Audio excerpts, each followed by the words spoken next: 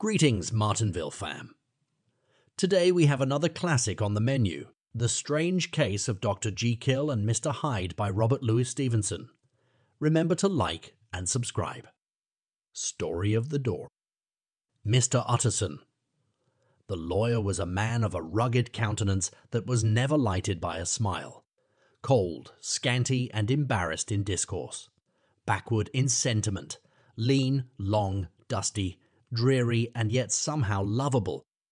At friendly meetings, and when the wine was to his taste, something eminently human beaconed from his eye. Something indeed which never found its way into his talk, but which spoke not only in these silent symbols of the after-dinner face, but more often and loudly in the acts of his life. He was austere with himself, drank gin when he was alone, to mortify a taste for vintages, and though he enjoyed the theatre, had not crossed the doors of one for 20 years, but he had an approved tolerance for others, sometimes wondering, almost with envy, at the high pressure of spirits involved in their misdeeds, and in any extremity inclined to help rather than to reprove. "I incline to Cain's heresy," he used to say quaintly. "I let my brother go to the devil in his own way." In this character it was frequently his fortune to be the last reputable acquaintance and the last good influence in the lives of down-going men. And to such as these, so long as they came about his chambers, he never marked a shade of change in his demeanour. No doubt the feat was easy to Mr. Utterson, for he was undemonstrative at the best, and even his friendship seemed to be founded in a similar catholicity of good nature. It is the mark of a modest man to accept his friendly circle ready, made from the hands of opportunity. And that was the lawyer's way. His friends were those of his own blood, or those whom he had known the longest. His affections, like ivy, were the growth of time. They implied no aptness in the object. Hence, no doubt, the bond that united him to Mr. Richard Enfield, his distant kinsman, the well-known man about town. It was a nut to crack for many, what these two could see in each other or what subject they could find in common. It was reported by those who encountered them in their Sunday walks that they said nothing, looked singularly dull, and would hail with obvious relief the appearance of a friend.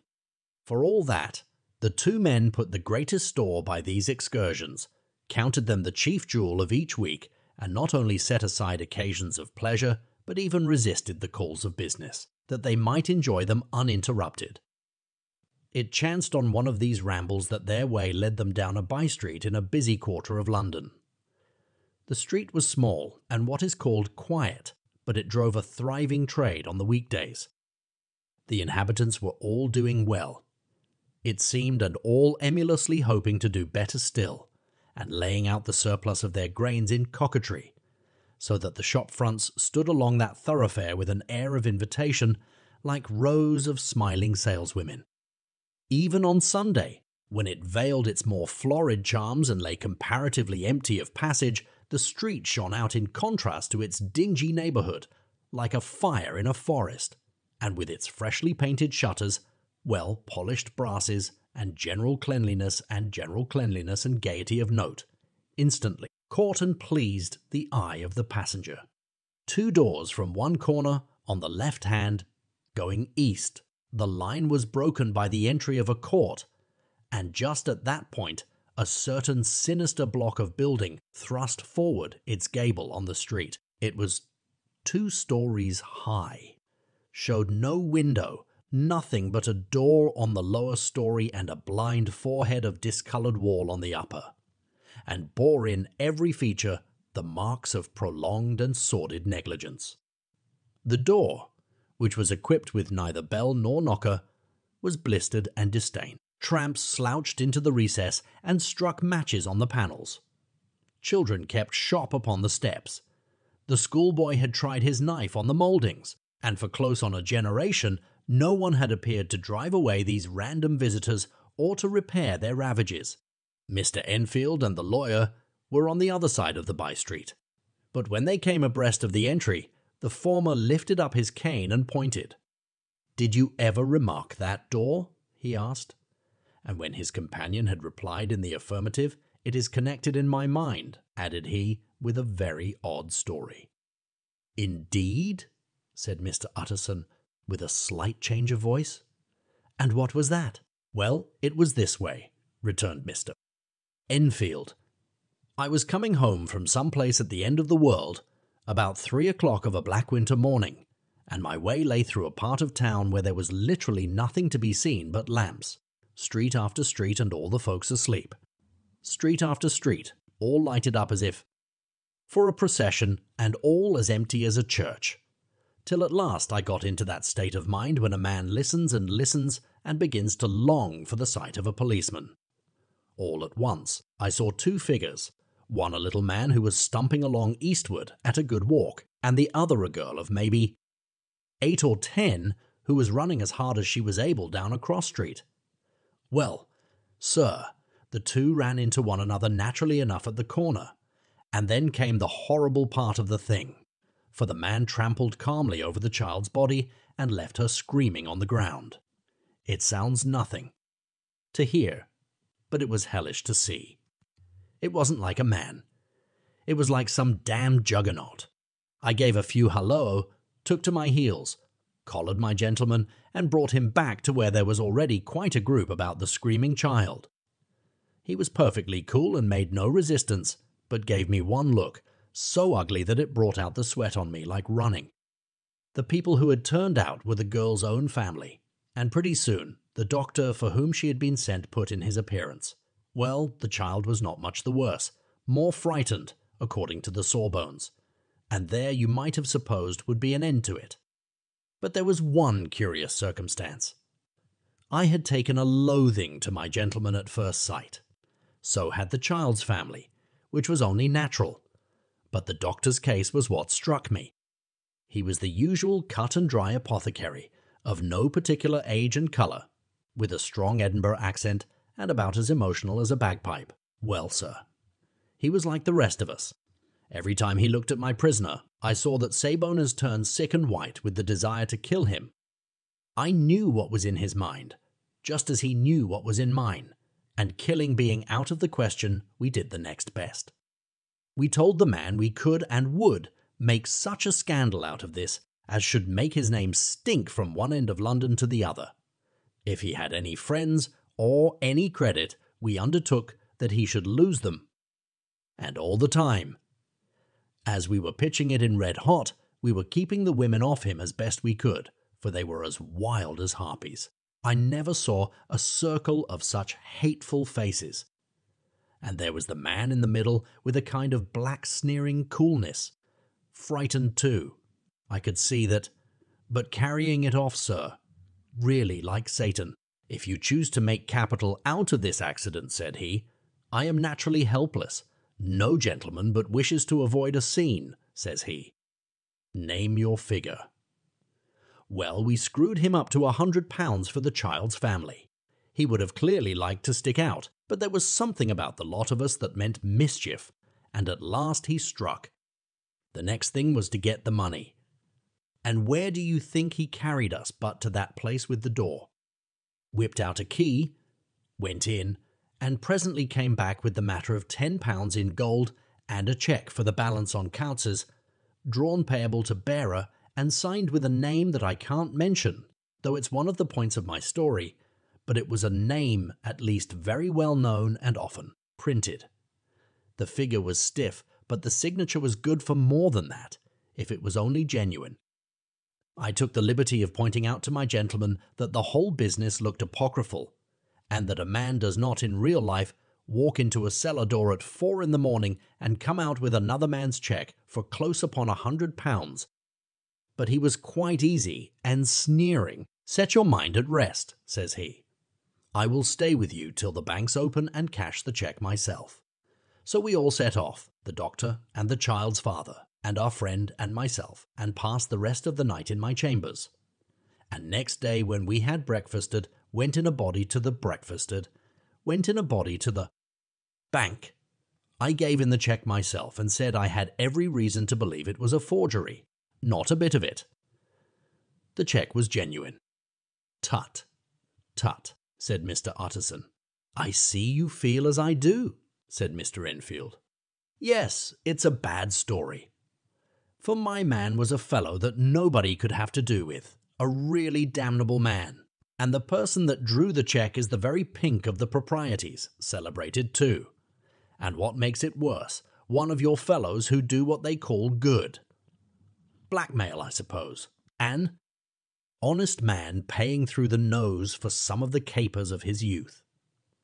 Blackmail House is what I call the place with the door, in consequence. Though even that, you know, is far from explaining all," he added, and with the words fell into a vein of musing.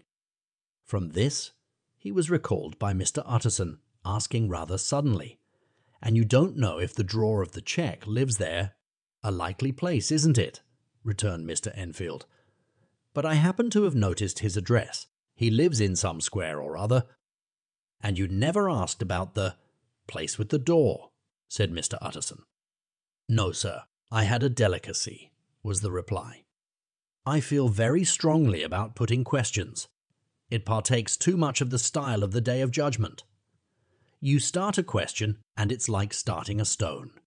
You sit quietly on the top of a hill, and away the stone goes, starting others, and presently some bland old bird, the last you would have thought of, is knocked on the head in his own back garden, and the family have to change their name. No, sir, I make it a rule of mine, the more it looks like Queer Street, the less I ask." "A very good rule, too," said the lawyer. "But I have studied the place for myself," continued Mr. Enfield. "It seems scarcely a house. There is no other door, and nobody goes in or out of that one but, once in a great while, the gentleman of my adventure. There are 3 windows looking on the court on the first floor. None below. The windows are always shut, but they're clean. And then there is a chimney which is generally smoking. So somebody must live there, and yet it's not so sure, for the buildings are so packed together about the court that it's hard to say where one ends and another begins." The pair walked on again for a while in silence, and then Enfield said, "Mr. Utterson, that's a good rule of yours."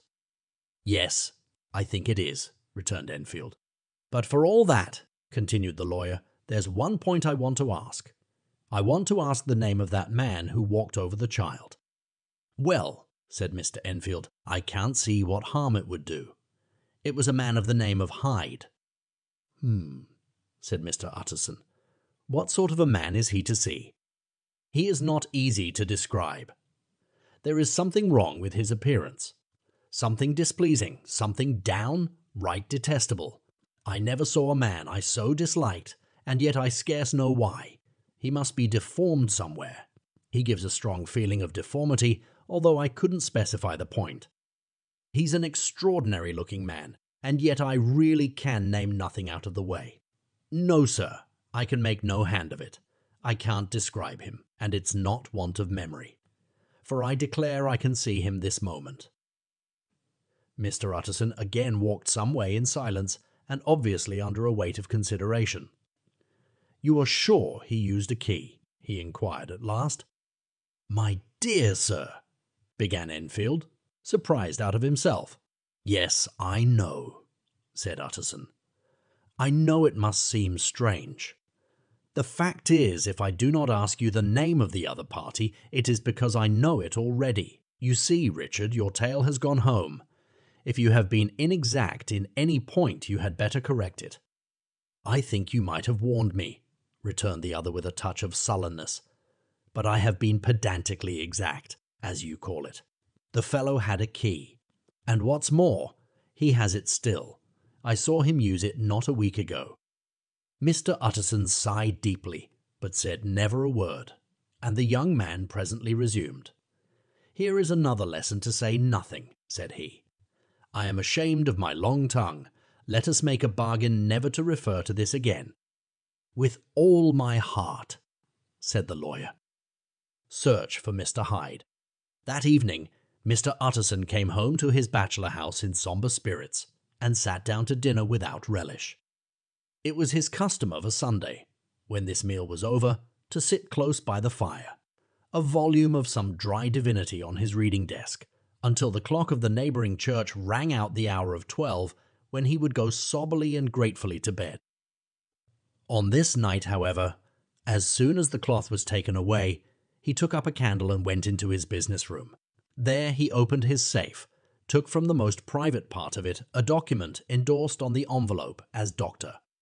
Jekyll's will, and sat down with a clouded brow to study its contents. The will was holograph for Mr. Utterson, though he took charge of it now that it was made, had refused to lend the least assistance in the making of it. It provided not only that, in case of the decease of Henry Jekyll, M.E.D. ed. L. L.M.I.D.F. LLS etc., all his possessions were to pass into the hands of his friend and benefactor Edward Hyde, but that in case of Dr. Jekyll's disappearance or unexplained absence for any period exceeding 3 calendar months, the said Edward Hyde should step into the said Henry Jekyll's shoes without further delay and free from any burthen or obligation beyond the payment of a few small sums to the members of the doctor's household. This document had long been the lawyer's eyesore. It offended him both as a lawyer and as a lover of the sane and customary sides of life, to whom the fanciful was the immodest, and hitherto it was his ignorance of Mr. Hyde that had swelled his indignation. Now, by a sudden turn, it was his knowledge. It was already bad enough when the name was but a name of which he could learn no more. It was worse when it began to be clothed upon with detestable attributes. And out of the shifting, insubstantial mists that had so long baffled his eye, there leaped up the sudden, definite presentment of a fiend. "I thought it was madness," he said, as he replaced the obnoxious paper in the safe, "and now I begin to fear it is disgrace." With that, he blew out his candle, put on a greatcoat, and set forth in the direction of Cavendish Square, that citadel of medicine, where his friend, the great Dr. Lanyon, had his house and received his crowding patients.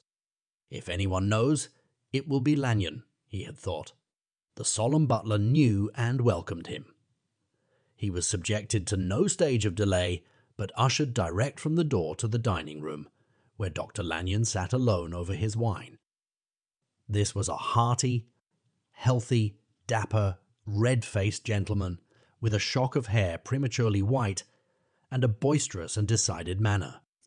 At sight of Mr. Utterson, he sprang up from his chair and welcomed him with both hands. The geniality, as was the way of the man, was somewhat theatrical to the eye, but it reposed on genuine feeling, for these two were old friends, old mates both at school and college, both thorough respecters of themselves and of each other, and what does not always follow, men who thoroughly enjoyed each other's company. After a little rambling talk, the lawyer led up to the subject which so disagreeably preoccupied his mind.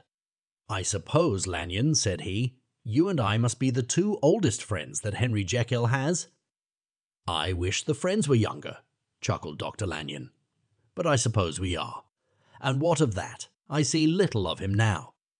"Indeed," said Utterson. "I thought you had a bond of common interest." "We had," was the reply. "But it is more than 10 years since Henry Jekyll became too fanciful for me.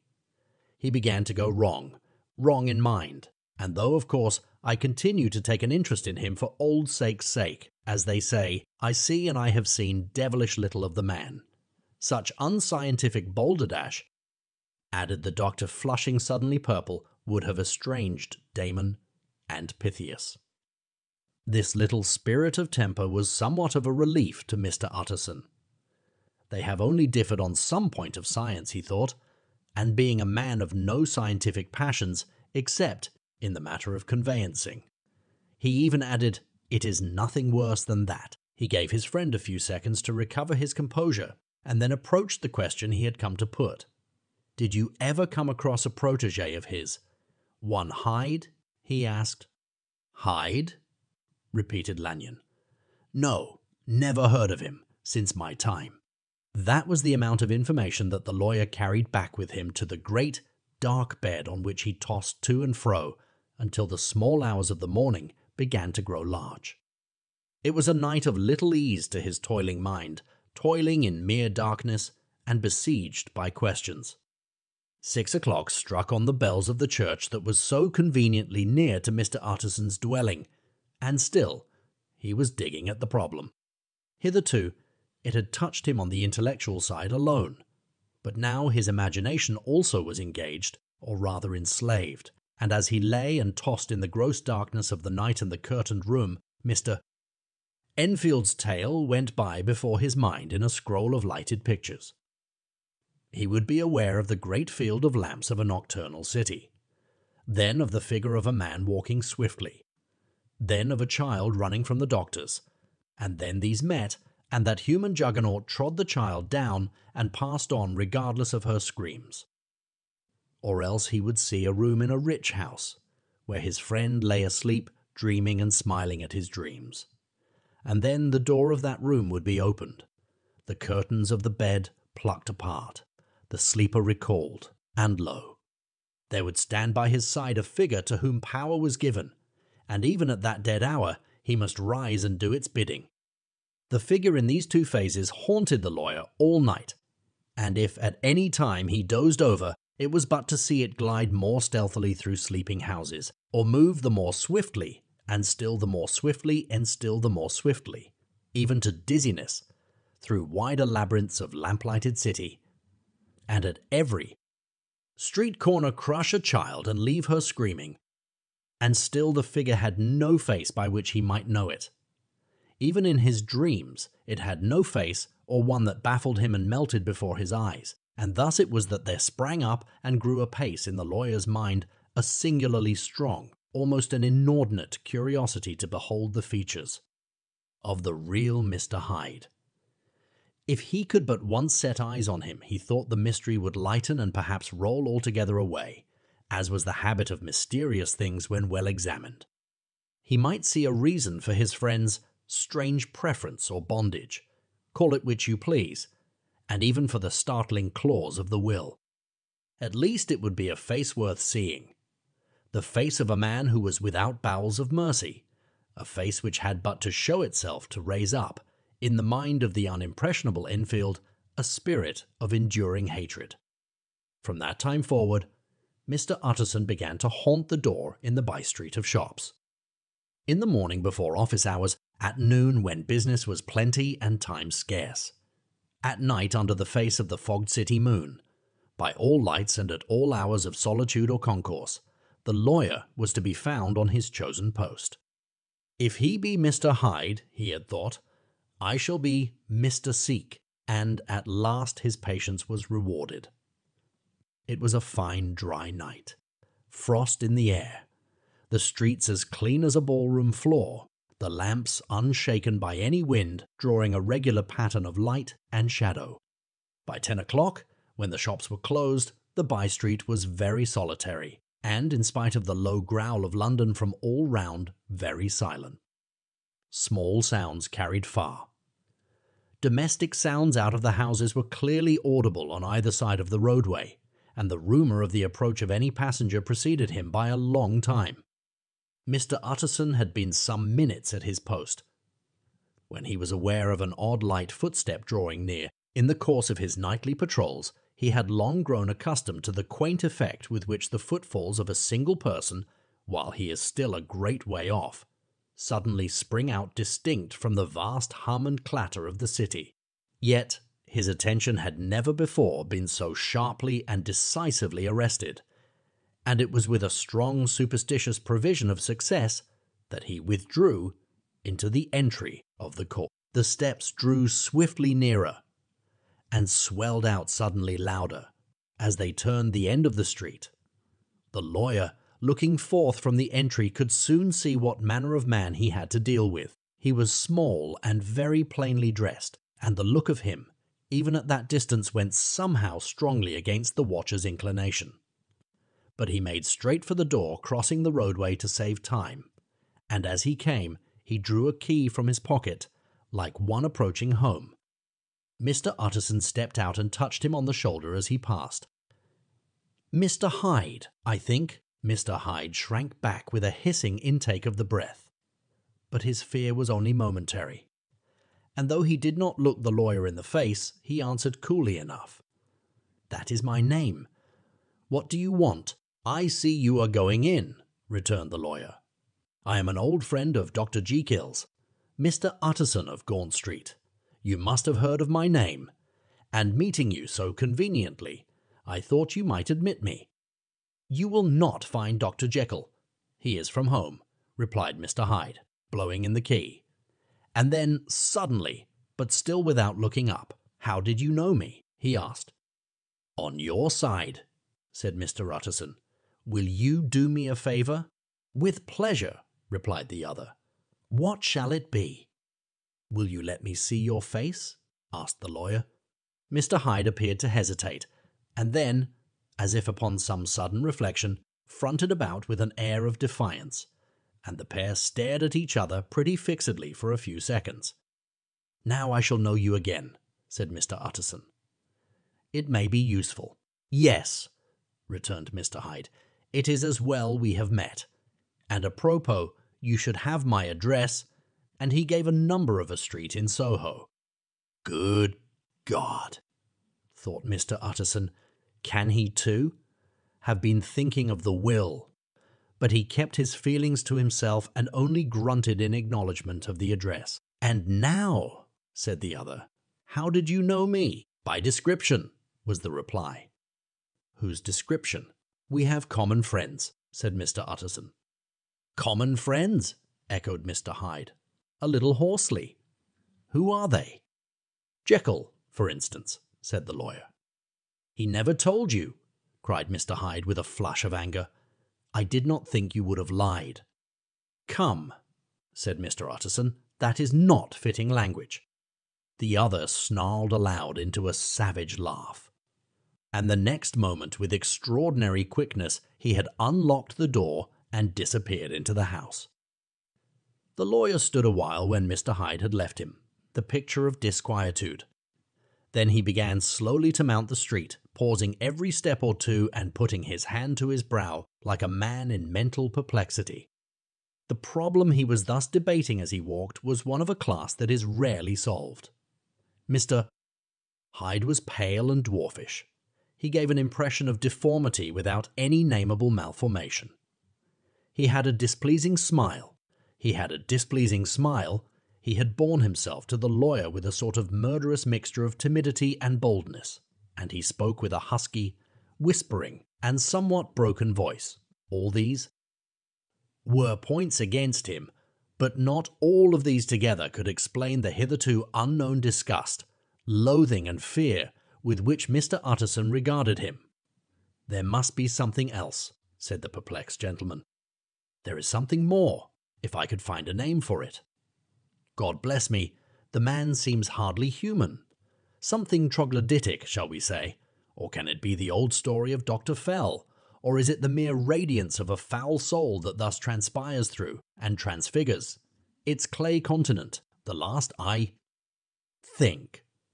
For, oh my poor old Harry Jekyll, if ever I read Satan's signature upon a face, it is on that of your new friend." Round the corner from the by-street there was a square of ancient handsome houses, now for the most part decayed from their high estate and let in flats and chambers to all sorts and conditions of men. Map engravers, architects, shady lawyers, and the agents of obscure enterprises. One house, however, second from the corner, was still occupied entire, and at the door of this, which wore a great air of wealth and comfort, though it was now plunged in darkness except for the fanlight, Mr. Utterson stopped and knocked. A well-dressed, elderly servant opened the door. "Is Dr. Jekyll at home, Poole?" asked the lawyer. "I will see Mr. Utterson," said Poole, admitting the visitor, as he spoke, into a large, low-roofed, comfortable hall paved with flags, warmed, after the fashion of a country house, by a bright, open fire and furnished with costly cabinets of oak.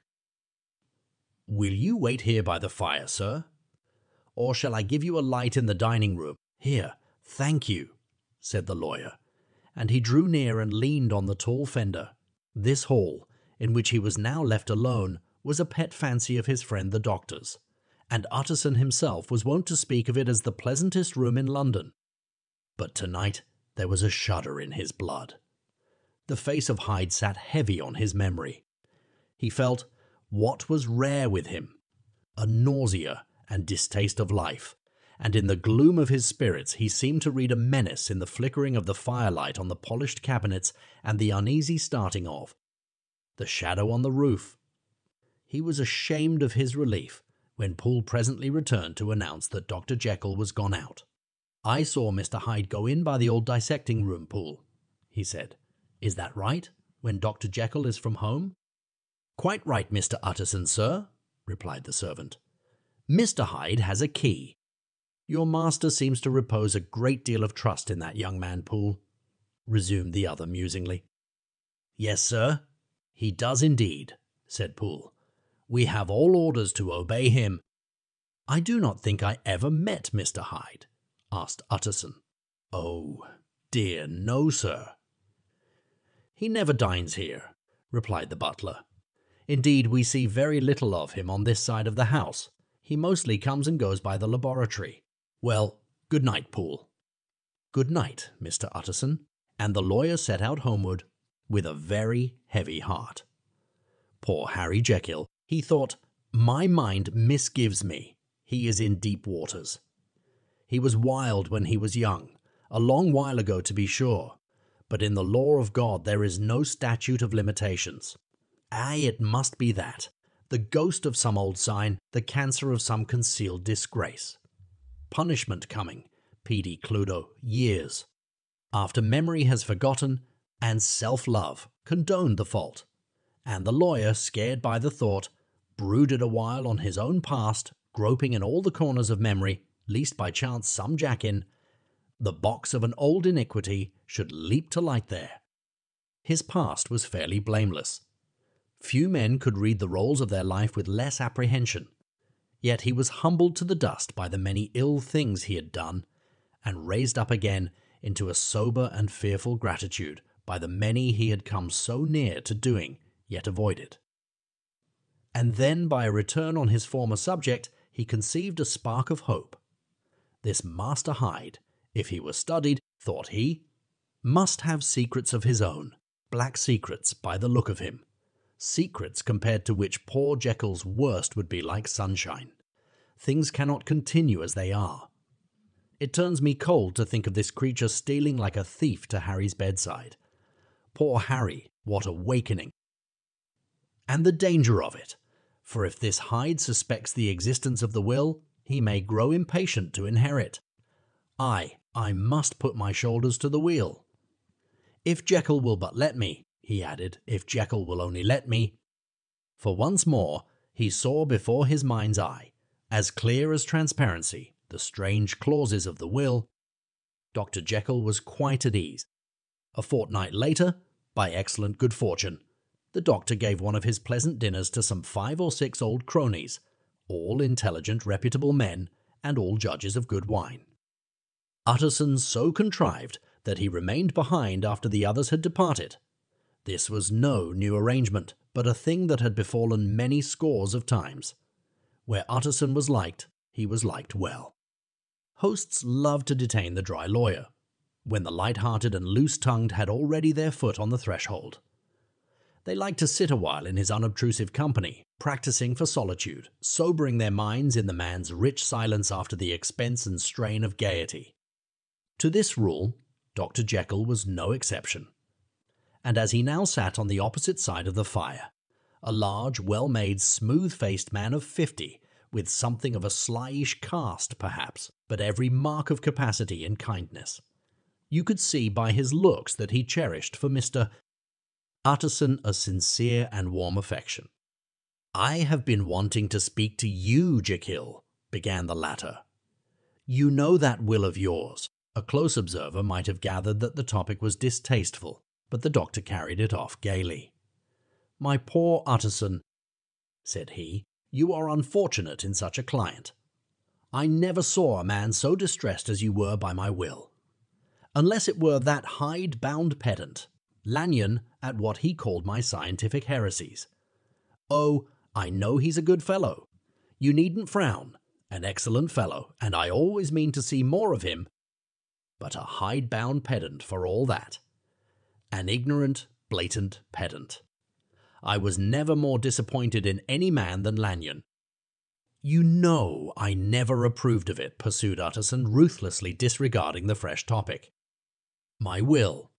Yes, certainly I know that, said the doctor a trifle sharply. You have told me so. Well, I tell you so again, continued the lawyer. I have been learning something of young Hyde. The large, handsome face of Dr. Jekyll grew pale to the very lips, and there came a blackness about his eyes. I do not care to hear more. Said he, this is a matter I thought we had agreed to drop. What I heard was abominable, said Utterson. It can make no change.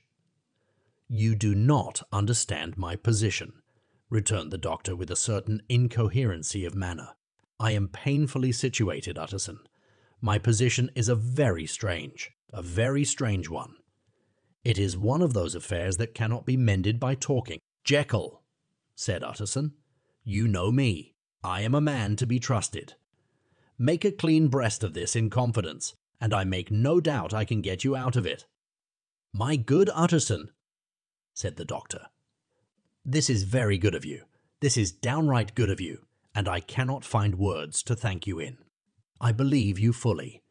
I would trust you before any man alive, lay before myself, if I could make the choice. But indeed it isn't what you fancy.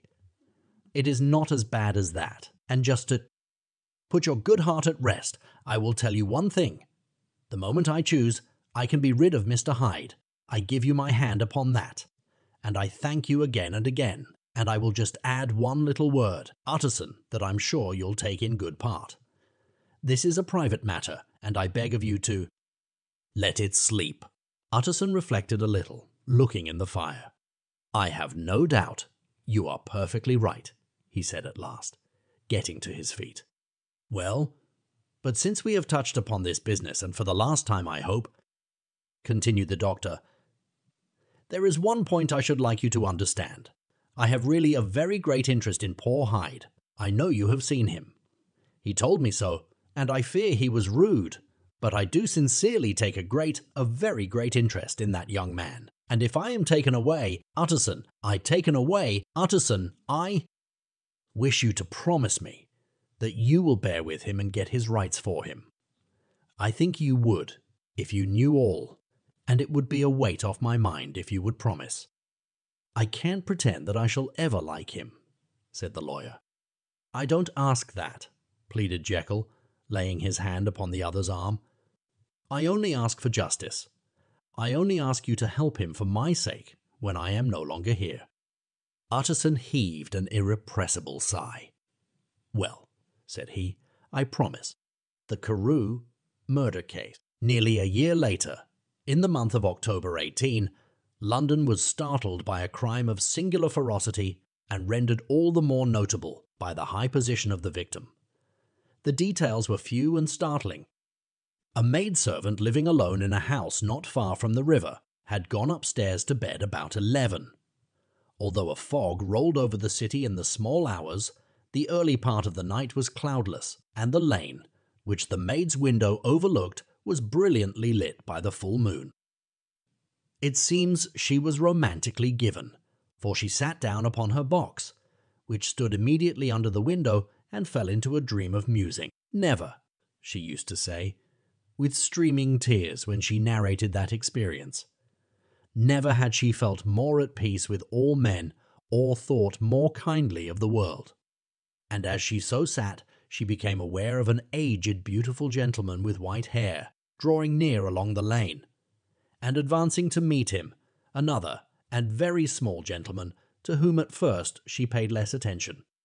When they had come within speech, which was just under the maid's eyes, the older man bowed and accosted the other with a very pretty manner of politeness. It did not seem as if the subject of his address were of great importance. Indeed, from his pointing, it sometimes appeared as if he were only inquiring his way. But the moon shone on his face as he spoke, and the girl was pleased to watch it. It seemed to breathe such an innocent and old world. Kindness of disposition, yet with something high too, as of a well-founded self-content. Presently, her eye wandered to the other, and she was surprised to recognize in him a certain Mr.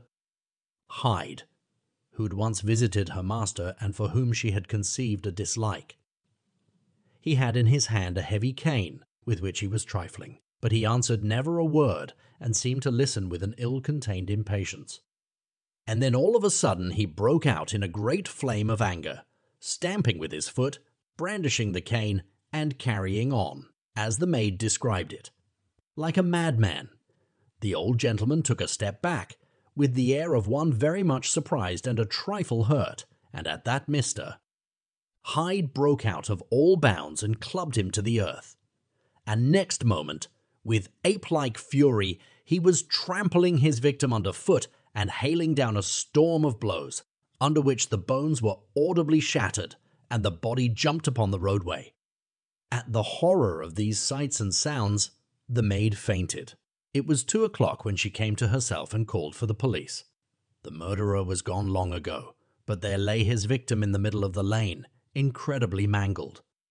The stick with which the deed had been done, although it was of some rare and very tough and heavy wood, had broken in the middle under the stress of this insensate cruelty, and one splintered half had rolled in the neighboring gutter. The other, without doubt, had been carried away by the murderer.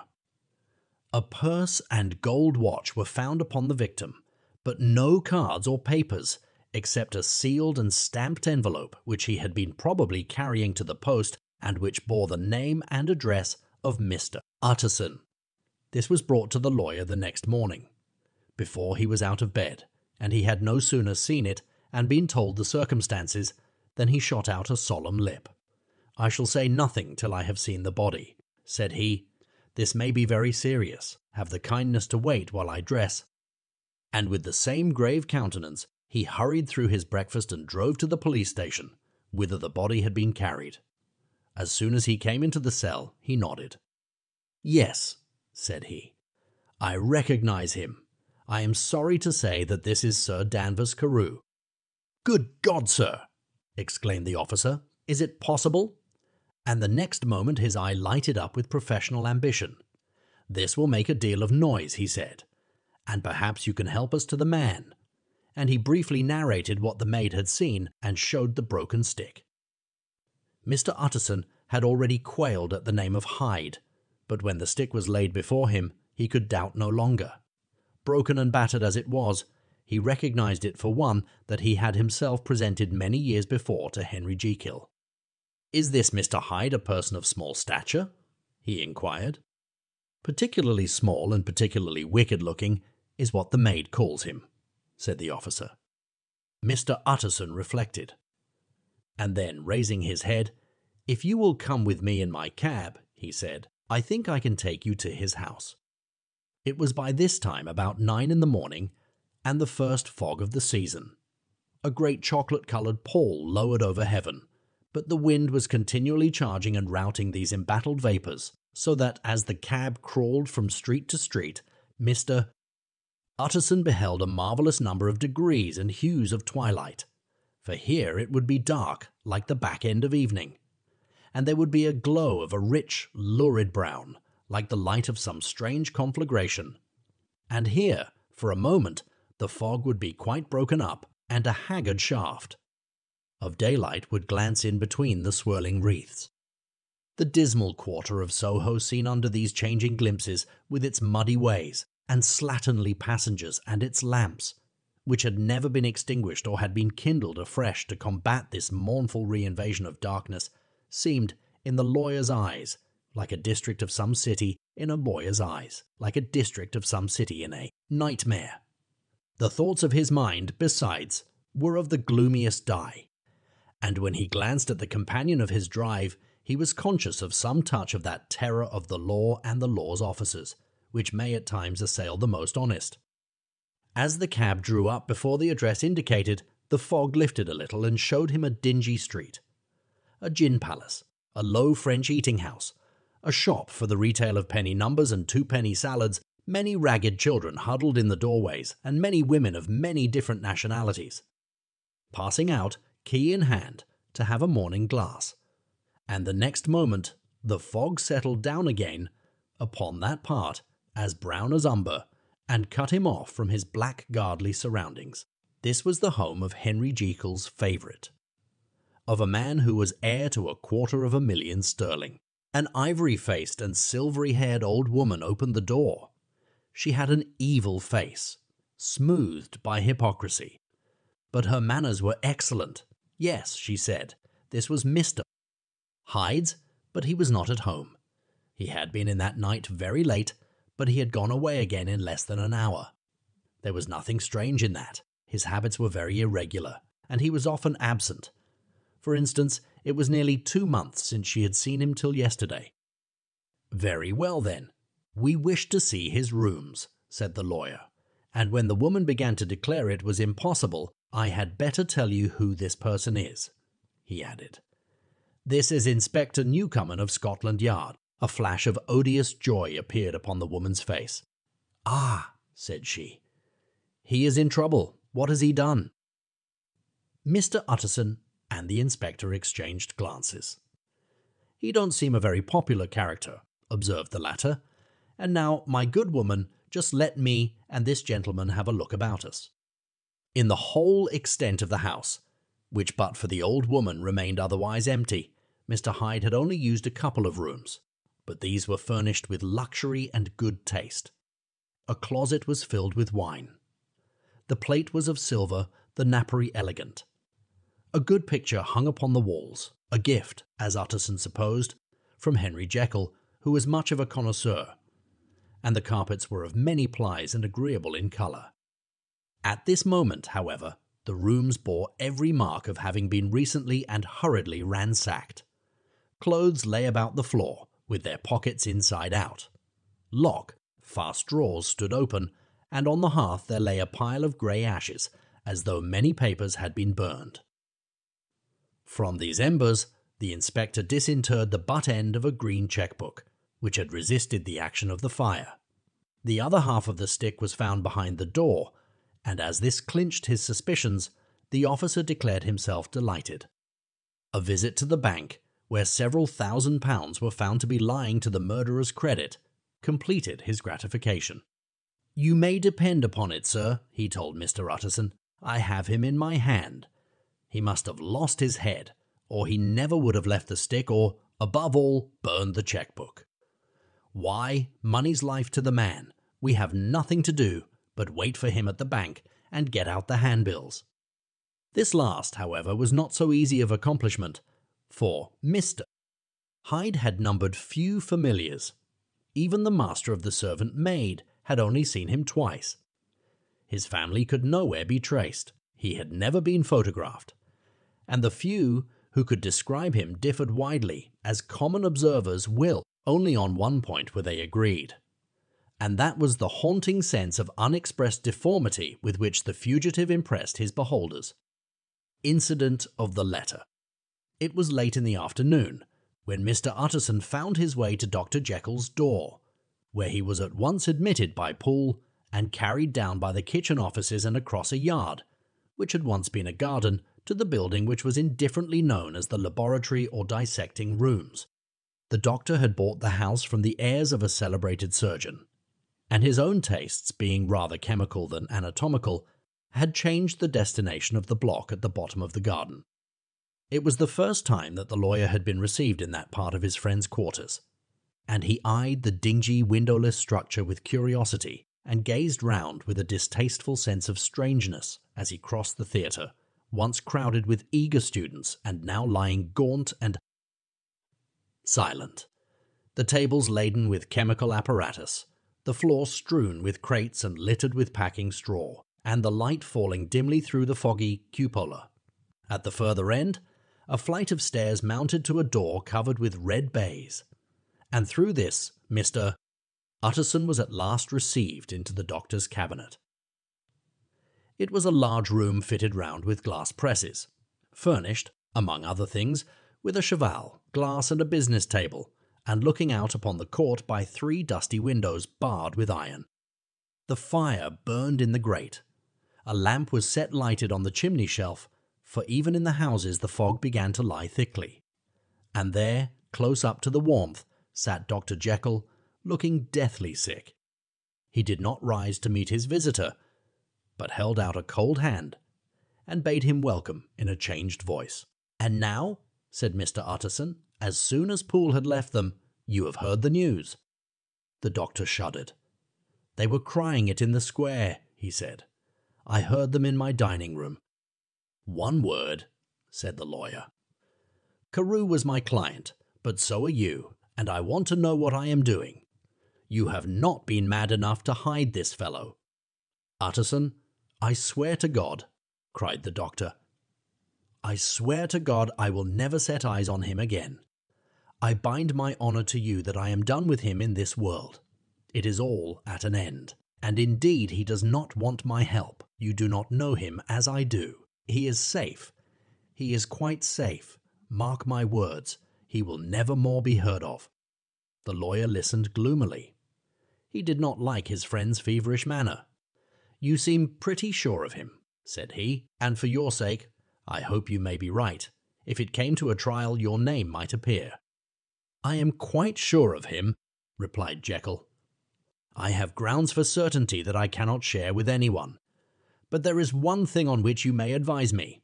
I have received a letter, and I am at a loss whether I should show it to the police.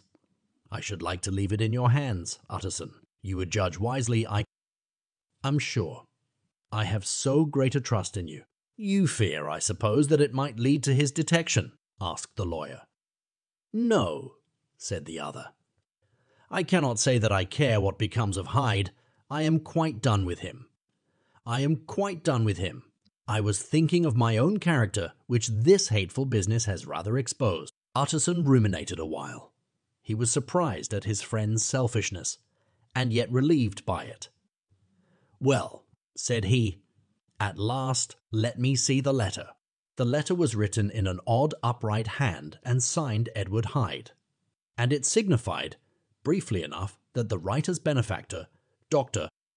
Jekyll, whom he had long so unworthily repaid for 1,000 generosities, need labour under no alarm for his safety, as he had means of escape on which he placed a sure dependence. The lawyer liked this letter well enough.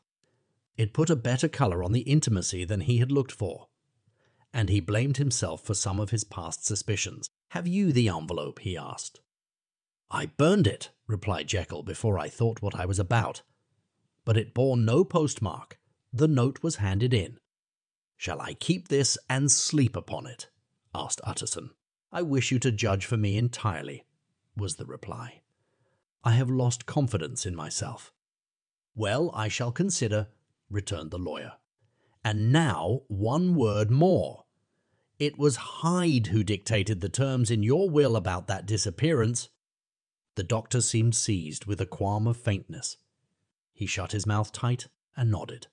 "I knew it," said Utterson. "He meant to murder you. You had a fine escape. I have had what is far more to the purpose," returned the doctor solemnly. "I have had a lesson. Oh God, Utterson, what a lesson I have had!" And he covered his face for a moment with his hands. On his way out, the lawyer stopped and had a word or two with Poole. "By the by," said he, "there was a letter handed in today. What was the messenger like?" But Poole was positive nothing had come, except by post, and only circulars. By that he added, "This news sent off the visitor with his fears renewed. Plainly the letter had come by the laboratory door. Possibly, indeed, it had been written in the cabinet, and if that was so, it must be differently judged and handled with the more caution." The newsboys, as he went, were crying themselves hoarse along the footways. Special edition. Shocking murder of an MP. That was the funeral oration of one friend and client. And he could not help a certain apprehension lest the good name of another should be sucked down in the eddy of the scandal. It was, at least, a ticklish decision that he had to make. And self-reliant as he was by habit, he began to cherish a longing for advice. It was not to be had directly, but perhaps he thought it might be fished for presently after. He sat on one side of his own hearth, with Mr. Guest, his head clerk, upon the other, and midway between, at a nicely calculated distance from the fire, a bottle of a particular old wine that had long dwelt unsunned in the foundations of his house. The fog still slept on the wing above the drowned city, where the lamps glimmered like carbuncles, and through the muffle and smother of these fallen clouds, the procession of the town's life was still rolling in through the great arteries with a sound as of a mighty wind. But the room was gay with firelight. In the bottle the acids were long ago resolved. The imperial dye had softened with time, as the colour grows richer in stained windows, and the glow of hot autumn afternoons on hillside vineyards was ready to be set free and to disperse the fogs of London. Insensibly, the lawyer melted. There was no man from whom he kept fewer secrets than Mr. Guest, and he was not always sure that he kept as many as he meant. Guest had often been on business to the doctor's. He knew Paul. He could scarce have failed to hear of Mr. Hyde's familiarity about the house. He might draw conclusions. Was it not as well, then, that he should see a letter which put that mystery to right, and above all, since Guest, being a great student and critic of handwriting, would consider the step natural and obliging? The clerk, besides, was a man of counsel. He could scarce read so strange a document without dropping a remark, and by that remark Mr. Utterson might shape his future course. "This is a sad business about Sir Danvers," he said. "Yes, sir, indeed. It has elicited a great deal of public feeling," returned Guest. "The man, of course, was mad." "I should like to hear your views on that," replied Utterson. "I have a document here in his handwriting. It is between ourselves, for I scarce know what to do about it. It is an ugly business at the best, but there it is, quite in your way. A murderer's autograph." Guest's eyes brightened, and he sat down at once and studied it with passion. "No, sir," he said, "not mad, but it is an odd hand. And by all accounts a very odd writer," added the lawyer. Just then the servant entered with a note. "Is that from Dr. Jekyll, sir?" inquired the clerk. "I thought I knew the writing." "Anything private, Mr. Utterson, only an invitation to dinner." "Why?" "Do you want to see it? One moment." "I thank you, sir." And the clerk laid the 2 sheets of paper alongside and sedulously compared their contents. "Thank you, sir," he said at last, returning both. "It's a very interesting autograph." There was a pause, during which Mr. Utterson struggled with himself. "Why did you compare them, Guest?" he inquired suddenly. "Well, sir," returned the clerk, "there's a rather singular resemblance. The 2 hands are in many points identical, only differently sloped." "Rather quaint," said Utterson. "It is, as you say, rather quaint," returned Guest. "I wouldn't speak of this note, you know," said the master. "No, sir," said the clerk. "I understand." But no sooner was Mr. Utterson alone that night than he locked the note into his safe, where it reposed from that time forward. What? He thought. Henry Jekyll forged for a murderer, and his blood ran cold in his veins. Incident of Dr. Lanyon. Time ran on. Thousands of pounds were offered in reward, for the death of Sir Danvers was resented as a public injury, but Mr. Hyde had disappeared out of the ken of the police as though he had never existed. Much of his past was unearthed, indeed, and all disreputable. Tales came out of the man's cruelty, at once so callous and violent, of his vile life, of his strange associates, of the hatred that seemed to have surrounded his career, but of his present whereabouts not a whisper. From the time he had left the house in Soho on the morning of the murder, he was simply blotted out, and gradually, as time drew on, Mr. Utterson began to recover from the hotness of his alarm, and to grow more at quiet with himself. The death of Sir Danvers was, to his way of thinking, more than paid for by the disappearance of Mr. Hyde. Now that that evil influence had been withdrawn, a new life began for Dr. Jekyll. He came out of his seclusion, renewed relations with his friends, became once more their familiar guest and entertainer, and whilst he had always been known for charities, he was now no less distinguished for religion. He was busy. He was much in the open air. He did good. His face seemed to open and brighten, as if with an inward consciousness of service, and for more than 2 months the doctor was at peace. On the 8th of January, Utterson had dined at the doctor's with a small party. Lanyon had been there, and the face of the host had looked from one to the other, as in the old days when the trio were inseparable friends. On the 12th, and again on the 14th, the door was shut against the lawyer. The doctor was confined to the house, Poole said, and saw no one. On the 15th, he tried again, and was again refused, and having now been used for the last 2 months to see his friend almost daily, he found this return of solitude to weigh upon his spirits. The 5th night, he had in guests to dine with him, and the 6th he betook himself to Dr. Lanyon's. There at least he was not denied admittance. But when he came in, he was shocked at the change which had taken place in the doctor's appearance. He had his death warrant written legibly upon his face. The rosy man had grown pale. His flesh had fallen away. He was visibly balder and older, and yet it was not so much these tokens of a swift physical decay that arrested the lawyer's notice, as a look in the eye and quality of manner that seemed to testify to some deep, sated terror of the mind. It was unlikely that the doctor should fear death. And yet, that was what Utterson was tempted to suspect. Yes, he thought, he is a doctor. He must know his own state and that his days are counted, and the knowledge is more than he can bear. And yet, when Utterson remarked on his ill looks, it was with an air of great firmness that Lanyon declared himself a doomed man. "I have had a shock," he said, "and I shall never recover. It is a question of weeks. Well, life has been pleasant. I liked it. Yes, sir, I used to like it. I sometimes think if we knew all, we should be more glad to get away." "Jekyll is ill too," observed Utterson. "Have you seen him?" But Lanyon's face changed, and he held up a trembling hand. "I wish to see or hear no more of Dr. Jekyll," he said in a loud, unsteady voice. "I am quite done with that person, and I beg that you will spare me any allusion to one who I regard as dead."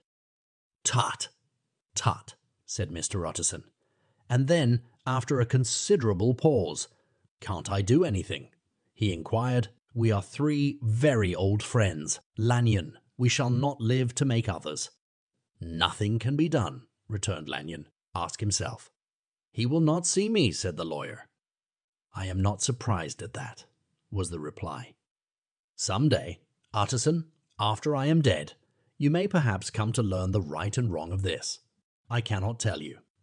And in the meantime, if you can sit and talk with me of other things, for God's sake, stay and do so. But if you cannot keep clear of this accursed topic, then in God's name, go for—" "I cannot bear it."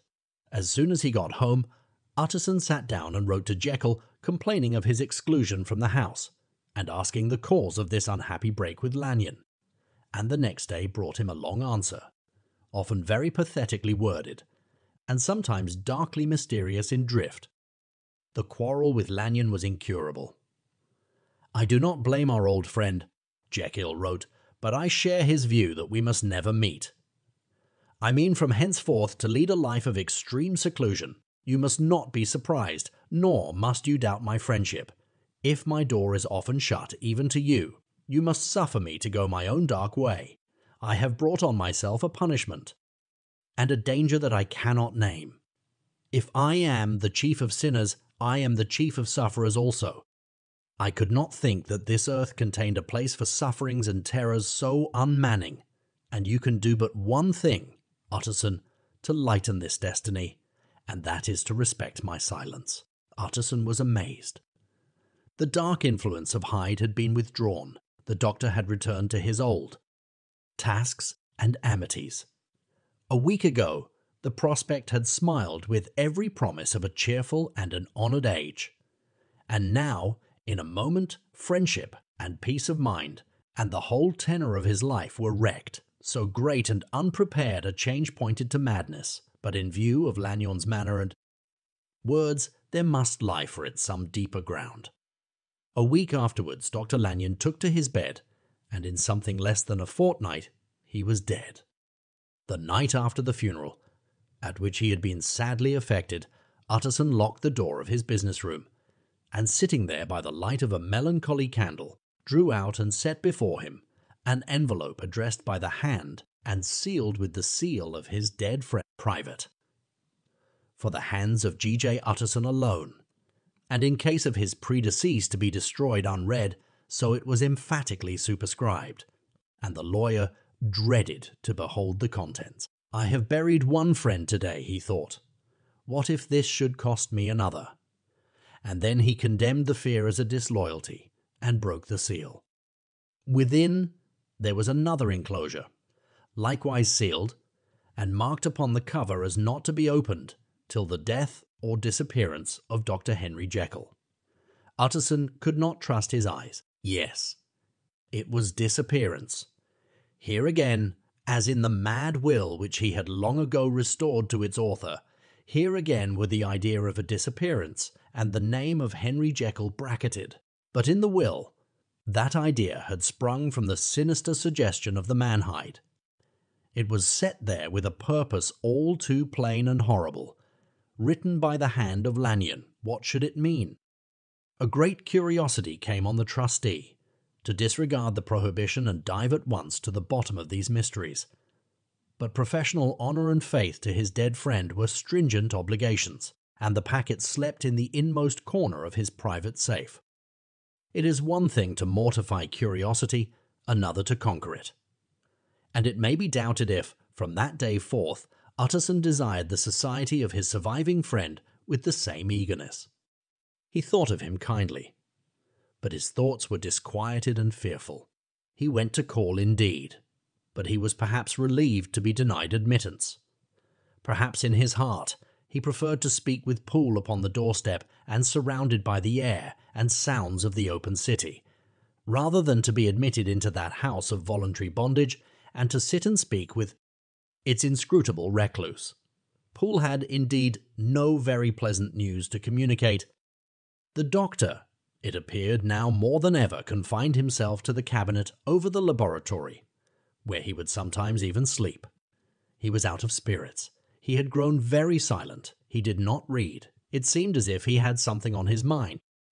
Utterson became so used to the unvarying character of these reports that he fell off little by little in the frequency of his visits. Incident at the window. It chanced on Sunday, when Mr. Utterson was on his usual walk with Mr. Enfield, that their way lay once again through the by-street, and that when they came in front of the door, both stopped to gaze on it. "Well," said Enfield, "that story's at an end at least. We shall never see more of Mr. Hyde." "I hope not," said Utterson. "Did I ever tell you that I once saw him and shared your feeling of repulsion?" "It was impossible to do the one without the other," returned Enfield. "And by the way, what an ass you must have thought me, not to know that this was a back way to Dr. Jekyll's. It was partly your own fault that I found it out, even when I did." "So you found it out, did you?" said Utterson. "But if that be so, we may step into the court and take a look at the windows. To tell you the truth, I am uneasy about poor Jekyll, and even outside, I feel as if the presence of a friend might do him good." The court was very cool and a little damp, and full of premature twilight, although the sky, high up overhead, was still bright with sunset. The middle one of the three windows was halfway open, and sitting close beside it, taking the air with an infinite sadness of mien, like some disconsolate prisoner, Utterson saw Dr. Jekyll. "What, Jekyll?" he cried. "I trust you are better." "I am very low, Utterson," replied the doctor drearily, "very low. It will not last long, thank God." "You stay too much indoors," said the lawyer. "You should be out, whipping up the circulation like Mr. Enfield and me. This is my cousin, Mr. Enfield, Dr. Jekyll. Come now. Get your hat and take a quick turn with us." "You are very good," sighed the other. "I should like to very much. But no, it is quite impossible. I dare not. But indeed, Utterson, I am very glad to see you. This is really a great pleasure. I would ask you and Mr. Enfield up, but the place is really not fit." "Why then?" said the lawyer, good-naturedly. "The best thing we can do is to stay down here and speak with you from where we are." "That is just what I was about to venture to propose," returned the doctor with a smile. But the words were hardly uttered before the smile was struck out of his face and succeeded by an expression of such abject terror and despair as froze the very blood of the two gentlemen below. They saw it, but for a glimpse, for the window was instantly thrust down. But that glimpse had been sufficient, and they turned and left the court without a word. In silence, too, they traversed the by-street. And it was not until they had come into a neighbouring thoroughfare, where even upon a Sunday there were still some stirrings of life, that Mr. Utterson at last turned and looked at his companion. They were both pale, and there was an answering horror in their eyes. "God forgive us!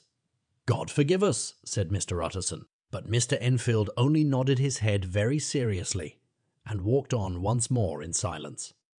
The last night, Mr. Utterson was sitting by his fireside one evening after dinner when he was surprised to receive a visit from Poole.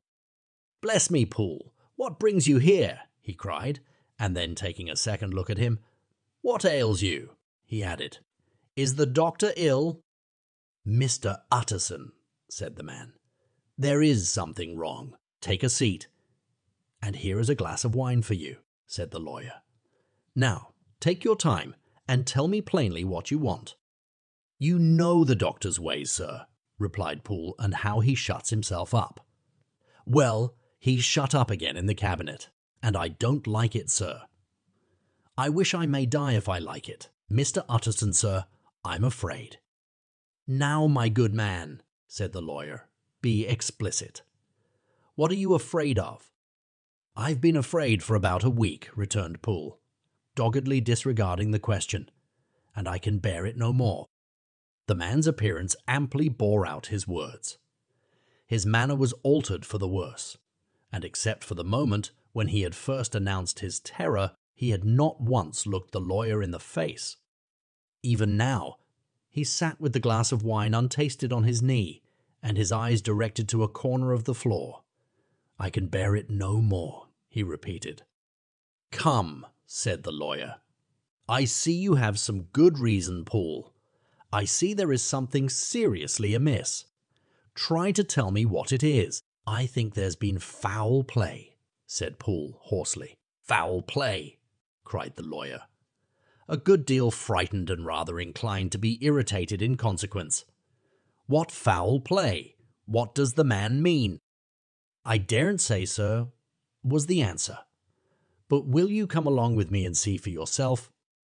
Mr. Utterson's only answer was to rise and get his hat and greatcoat, but he observed with wonder the greatness of the relief that appeared upon the butler's face, and perhaps with no less, that the wine was still untasted when he set it down to follow. It was a wild, cold, seasonable night of March, with a pale moon, lying on her back as though the wind had tilted her, and flying wrack of the most diaphanous and lawny texture. The wind made talking difficult and flecked the blood into the face. It seemed to have swept the streets unusually bare of passengers. Besides, for Mr. Utterson thought he had never seen that part of London so deserted. He could have wished it otherwise. Never in his life had he been conscious of so sharp a wish to see and touch his fellow creatures. For struggle as he might, there was borne in upon his mind a crushing anticipation of calamity. The square, when they got there, was full of wind and dust, and the thin trees in the garden were lashing themselves along the railing. Poole, who had kept all the way a pace or two ahead, now pulled up in the middle of the pavement, and in spite of the biting weather, took off his hat and mopped his brow with a red handkerchief. But for all the hurry of his coming, these were not the dews of exertion that he wiped away, but the moisture of some strangling anguish, for his face was white and his voice, when he spoke, harsh and broken. "Well, sir," he said, "here we are, and God grant there be nothing wrong." "Amen, Poole," said the lawyer. Thereupon the servant knocked in a very guarded manner. The door was opened on the chain. And a voice asked from within, "Is that you, Poole?" "It's all right," said Poole. "Open the door." The hall, when they entered it, was brightly lighted up. The fire was built high, and about the hearth the whole of the servants, men and women, stood huddled together like a flock of sheep.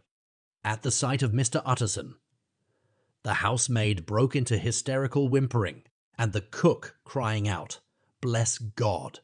It's Mr. Utterson," ran forward as if to take him in her arms. "What? What? Are you all here?" said the lawyer peevishly.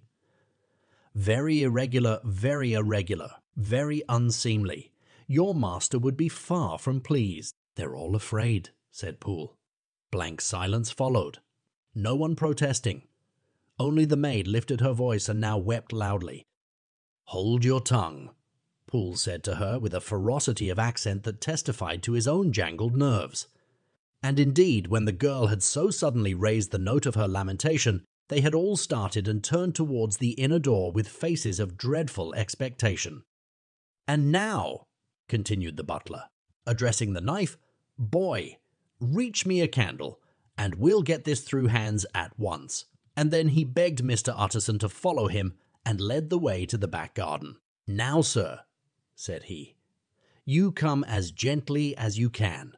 I want you to hear, and I don't want you to be heard. And see here, sir, if by any chance he was to ask you in, don't go." Mr. Utterson's nerves, at this unlooked for termination, gave a jerk that nearly threw him from his balance. But he recollected his courage and followed the butler into the laboratory building through the surgical theatre, with its lumber of crates and bottles, to the foot of the stair. Here, Poole motioned him to stand on one side and listen, while he himself, setting down the candle and making a great and obvious call on his resolution, mounted the steps and knocked with a somewhat uncertain hand on the red baize of the cabinet door. "Mr. Utterson, sir, asking to see you," he called, and even as he did so, once more violently signed to the lawyer to give ear. A voice answered from within. "Tell him I cannot see anyone," it said complainingly.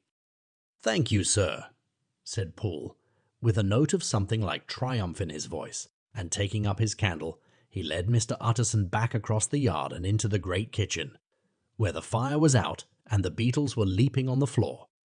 "Sir," he said, looking Mr. Utterson in the eyes, "was that my master's voice?" "It seems much changed," replied the lawyer, very pale, but giving look for look. "Changed?" "Well, yes, I think so," said the butler. "Have I been 20 years in this man's house to be deceived about his voice? No, sir, master's made away with. He was made away with 8 days ago, when we heard him cry out upon the name of God. And who's in there instead of him, and why it stays there, is a thing that cries to heaven. Mr. Utterson, this is a very strange tale, Poole." "This is rather a wild tale, my man," said Mr. Utterson, biting his finger. "Suppose it were as you suppose, supposing Dr. Jekyll to have been, well, murdered, what could induce the murderer to stay?" "That won't hold water. It doesn't commend itself to reason." "Well, Mr. Utterson, you are a hard man to satisfy, but I'll do it yet," said Poole. "All this last week, you must know, him or it, whatever it is that lives in that cabinet, has been crying night and day for some sort of medicine and cannot get it to his mind. It was sometimes his way, the master's. That is, to write his orders on a sheet of paper and throw it on the stair. We've had nothing else this week back, nothing but papers, and a closed door, and the very meals left there to be smuggled in when nobody was looking. Well, sir, every day, aye, and twice and thrice, in the same day, there have been orders and complaints, and I have been sent flying to all the wholesale chemists in town. Every time I brought the stuff back, there would be another paper telling me to return it, because it was not pure, and another order to a different firm. This drug is wanted bitter bad, sir, whatever for." "Have you any of these papers?" asked Mr. Utterson. Poole felt in his pocket and handed out a crumpled note, which the lawyer, bending nearer to the candle, carefully examine. Its contents ran thus. Dr. Jekyll presents his compliments to Messrs. Mao. He assures them that their last sample is impure and quite useless for his present purpose. In the year 18, Dr. J purchased a somewhat large quantity from Messrs. He now begs them to search with most sedulous care, and should any of the same quality be left, forward it to him at once.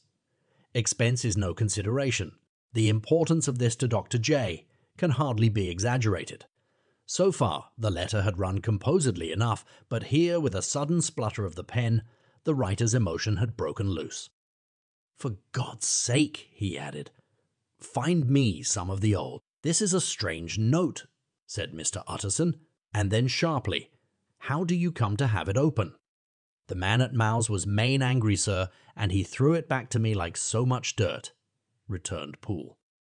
"This is unquestionably the doctor's hand, do you know?" resumed the lawyer.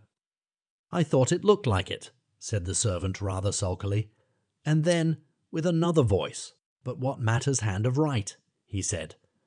"I've seen him." "Seen him?" repeated Mr. Utterson. "Well, that's it," said Poole. "It was this way. I came suddenly into the theatre from the garden. It seems he had slipped out to look for this drug or whatever it is, for the cabinet door was open, and there he was at the far end of the room digging among the crates. He looked up when I came in, gave a kind of cry, and whipped upstairs into the cabinet. It was but for 1 minute that I saw him, but the hair stood upon my head like quills. Sir, if that was my master, why had he a mask upon his face? If it was my master, why did he cry out like a rat and run from me? I have served him long enough. And then—" The man paused and passed his hand over his face. "These are all very strange circumstances," said Mr. Utterson, "but I think I begin to see daylight. Your master Poole is plainly seized with one of those maladies that both torture and deform the sufferer. Hence, for aught I know, the alteration of his voice, hence the mask and the avoidance of his friends, hence his eagerness to find this drug, by means of which the poor soul retains some hope of ultimate recovery. God grant that he be not deceived. There is my explanation.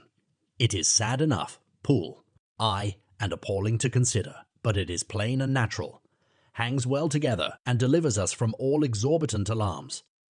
"Sir," said the butler, turning to a sort of mottled pallor, "that thing was not my master, and there's the truth. My master—" Here he looked round him and began to whisper, "is a tall, fine build of a man, and this was more of a dwarf." Utterson attempted to protest. "Oh, sir," cried Poole, "do you think I do not know my master after 20 years? Do you think I do not know where his head comes to in the cabinet door, where I saw him every morning of my life? No, sir, that thing in the mask was never Dr. Jekyll. God knows what it was, but it was never Dr. Jekyll, and it is the belief of my heart that there was murder done." "Poole," replied the lawyer, "if you say that, it will become my duty to make certain. Much as I desire to spare your master's feelings, much as I am puzzled by this note, which seems to prove him to be still alive, I shall consider it my duty to break in that door." "Ah, Mr. Utterson, that's talking," cried the butler. "And now comes the second question," resumed Utterson. "Who is going to do it?" "Why, you and me, sir," was the undaunted reply. "That's very well said," returned the lawyer, "and whatever comes of it, I shall make it my business to see you are no loser. There is an axe in the theatre," continued Poole, "and you might take the kitchen poker for yourself." The lawyer took that rude but weighty instrument into his hand and balanced it. "Do you know, Poole," he said, looking up, "that you and I are about to place ourselves in a position of some peril?" "You may say so, sir. Indeed," returned the butler. "It is well, then, that we should be frank," said the other. "We both think more than we have said. Let us make a clean breast. This masked figure that you saw, did you recognize it?" "Well, sir, it went so quick, and the creature was so doubled up, that I could hardly swear to that," was the answer. "But if you mean, was it Mr. Hyde?" Why, yes, I think it was. You see, it was much of the same bigness, and it had the same quick, light way with it. And then, who else could have got in by the laboratory door? You have not forgot, sir, that at the time of the murder he had still the key with him? But that's not all. I don't know, Mr. Utterson, if you ever met this Mr. Hyde? Yes, said the lawyer. I once spoke with him. Then you must know as well as the rest of us that there was something queer about that gentleman. Something that gave a man a turn. I don't know rightly how to say it, sir, beyond this, that you felt in your marrow kind of cold and thin. I own I felt something of what you describe, said Mr. Utterson. Quite so, sir, returned Poole. Well, when that masked thing like a monkey jumped from among the chemicals and whipped into the cabinet, it went down my spine like ice. Oh, I know it's not evidence, Mr. Utterson. I'm book, learned enough for that, but a man has his feelings, and I give you my Bible. Word it was Mr. Hyde. Aye, aye, said the lawyer. My fears incline to the same point. Evil, I fear, founded. Evil was sure to come. Of that connection. I believe you. I believe you. I believe poor Harry is killed, and I believe his murderer, for what purpose, God alone can tell, is still lurking in his victim's room. Call Bradshaw. The footman came at the summons, very white and nervous. Pull yourself together, Bradshaw, said the lawyer. This suspense, I know, is telling upon all of you. But it is now our intention to make an end of it. Poole here and I are going to force our way into the cabinet. If all is well, my shoulders are broad enough to bear the blame. Meanwhile, lest anything should really be amiss or any malefactor, seek to escape by the back. You and the boy must go round the corner with a pair of good sticks and take your post at the laboratory door. We give you 10 minutes to get to your stations. As Bradshaw left, the lawyer looked at his watch. And now, Poole, let us get to ours, he said, and taking the poker under his arm, led the way into the yard. The scud had banked over the moon, and it was now quite dark. The wind, which only broke in puffs and draughts into that deep well of building, tossed the light of the candle to and fro about their steps, until they came into the shelter of the theatre, where they sat down silently to wait. London hummed solemnly all around. But nearer at hand, the stillness was only broken by the sounds of a footfall moving to and fro along the cabinet floor. So it will walk all day, sir, whispered Poole. Aye, and the better part of the night. Only when a new sample comes from the chemist, there's a bit of a break. Ah, it's an ill conscience that's such an enemy to rest. Ah, sir, there's blood foully shed in every step of it. But hark again a little closer. Put your heart in your closer. Put your heart in your ears, Mr. Utterson, and tell me, is that the doctor's foot? The steps fell lightly and oddly, with a certain swing, for all they went so slowly. It was different, indeed, from the heavy creaking tread of Henry Jekyll. Utterson sighed. Is there never anything else? He asked. Poole nodded. Once he said, Once I heard it weeping. Weeping. How that? Said the lawyer, conscious of a sudden chill of horror. Weeping like a woman or a lost soul, said the butler. I came away with that upon my heart, that I could have wept too. But now the 10 minutes drew to an end. Poole disinterred the axe from under a stack of packing straw. The candle was set upon the nearest table to light them to the attack, and they drew near with bated breath to where that patient foot was still going up and down, in the quiet of the night. Jekyll, cried Utterson with a loud voice, I demand to see you. He paused a moment, but there came no reply. I give you fair warning, our suspicions are aroused, and I must and shall see you, he resumed, if not by fair means, then by foul. If not of your consent, then by foul. If not of your consent, then by brute force. Utterson, said the voice, for God's sake have mercy. Ah, that's not Jekyll's voice. It's Hyde's, cried Utterson. Down with the door, Poole. Poole swung the axe over his shoulder. The blow shook the building, and the red baize door leaped against the lock and hinges. A dismal screech, as of mere animal terror, rang from the cabinet. Up went the axe again, and again the panels crashed and the frame bounded. 4 times the blow fell, but the wood was tough and the fittings were of excellent workmanship, and it was not until the 5th that the lock burst and the wreck of the door fell inwards on the carpet. The besiegers, appalled by their own riot and the stillness that had succeeded, stood back a little and peered in. There lay the cabinet before their eyes in the quiet lamplight, a good fire glowing and chattering on the hearth, the kettle singing its thin strain, a drawer or two open, papers neatly set forth on the business table, and nearer the fire, the things laid out for tea, the quietest room, you would have said, and but for the glazed presses full of chemicals, the most commonplace that night in London. Right in the middle there lay the body of a man sorely contorted and still twitching. They drew near on tiptoe, turned it on its back, and beheld the face of Edward Hyde. He was dressed in clothes far too large for him, clothes of the doctor's bigness. The cords of his face still moved with a semblance of life, but life was quite gone. And by the crushed file in the hand and the strong smell of kernels that hung upon the air, Utterson knew that he was looking on the body of a self-destroyer. "We have come too late," he said sternly, "whether to save or punish. Hyde is gone to his account, and it only remains for us to find the body of your master." The far greater proportion of the building was occupied by the theatre, which filled almost the whole ground story and was lighted from above, and by the cabinet, which formed an upper story at one end and looked upon the court.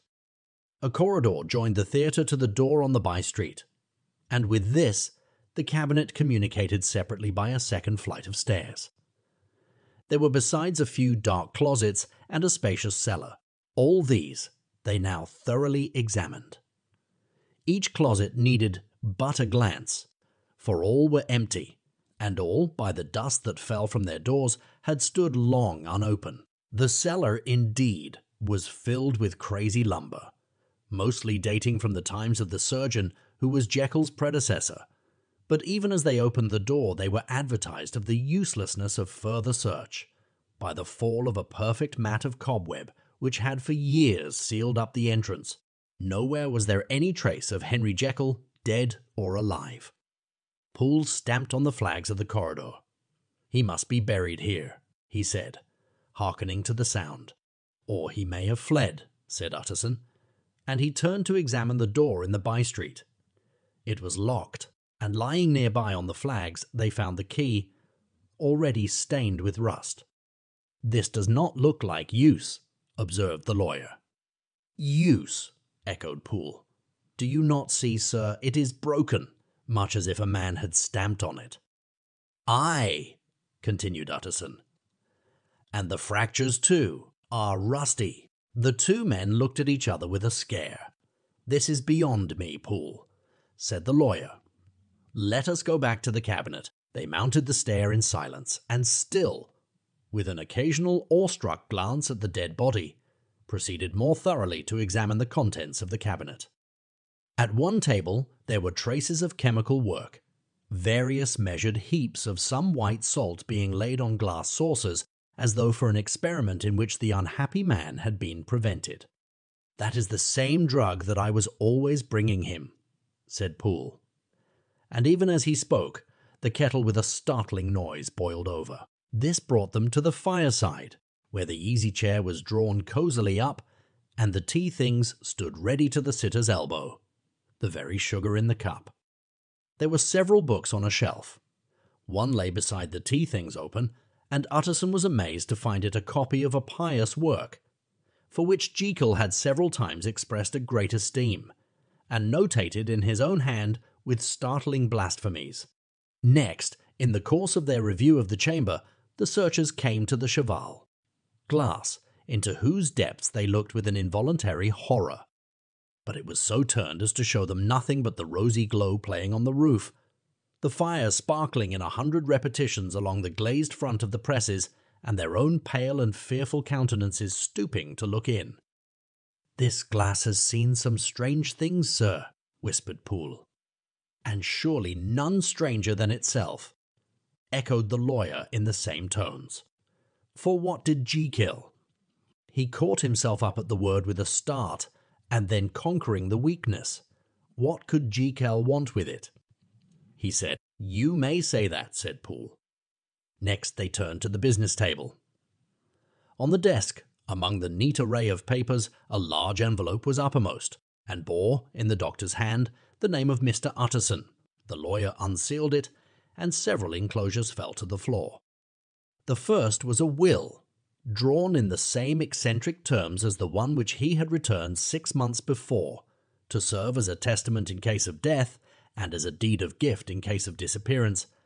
But in place of the name of Edward Hyde, the lawyer, with indescribable amazement, read the name of Gabriel John Utterson. He looked at Poole, and then back at the paper, and last of all at the dead malefactor stretched upon the carpet. "My head goes round," he said. "He has been all these days in possession. He had no cause to like me. He must have raged to see himself displaced, and he has not destroyed this document." He caught up the next paper. It was a brief note in the doctor's hand and dated at the top. "Oh, Poole!" The lawyer cried. He was alive and here, this day. He cannot have been disposed of in so short a space. He must be still alive. He must have fled. And then, why fled? And how, and in that case, can we venture to declare this suicide? Oh, we must be careful. I foresee that we may yet involve your master in some dire catastrophe. "Why don't you read it, sir?" asked Poole. "Because I fear," replied the lawyer solemnly. "God grant I have no cause for it." And with that he brought the paper to his eyes and read as follows. "My dear Utterson, when this shall fall into your hands, I shall have disappeared. Under what circumstances I have not the penetration to foresee, but my instinct and all the circumstances of my nameless situation tell me that the end is sure and must be early. Go then, and first read the narrative, which Lanyon warned me he was to place in your hands, and if you care to hear more, turn to the confession of your unworthy and unhappy friend, Henry Jekyll." "There was a third enclosure?" asked Utterson. "Here, sir," said Poole, and gave into his hands a considerable packet sealed in several places. The lawyer put it in his pocket. "I would say nothing of this paper. If your master has fled or is dead, we may at least save his credit. It is now 10. I must go home and read these documents in quiet, but I shall be back before midnight, when we shall send for the police." They went out, locking the door of the theatre behind them, and Utterson, once more leaving the servants gathered about the fire in the hall, trudged back to his office to read the 2 narratives in which this mystery was now to be explained. Dr. Lanyon's narrative. On the 9th of January, now 4 days ago, I received by the evening delivery a registered envelope, addressed in the hand of my colleague and old school companion, Henry Jekyll. I was a good deal surprised by this, for we were by no means in the habit of correspondence. I had seen the man, dined with him, indeed, the night before, and I could imagine nothing in our intercourse that should justify formality of registration. The contents increased my wonder, for this is how the letter ran.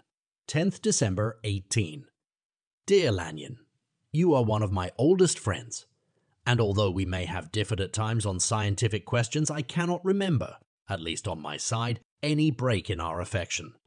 There was never a day when, if you had said to me, "Jekyll, my life, my honor, my reason depend upon you," I would not have sacrificed my left hand to help you.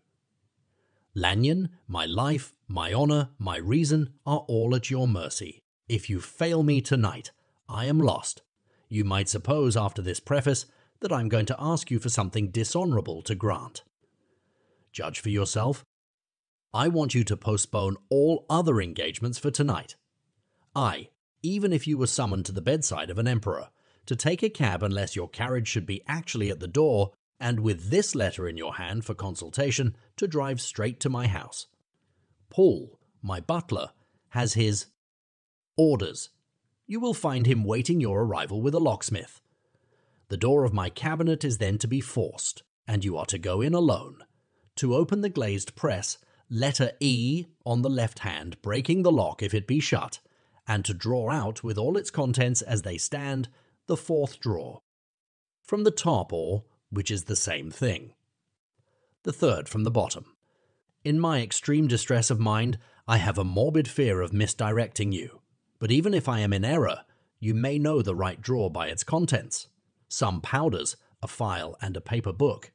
This drawer I beg of you to carry back, with you to Cavendish Square exactly as it stands.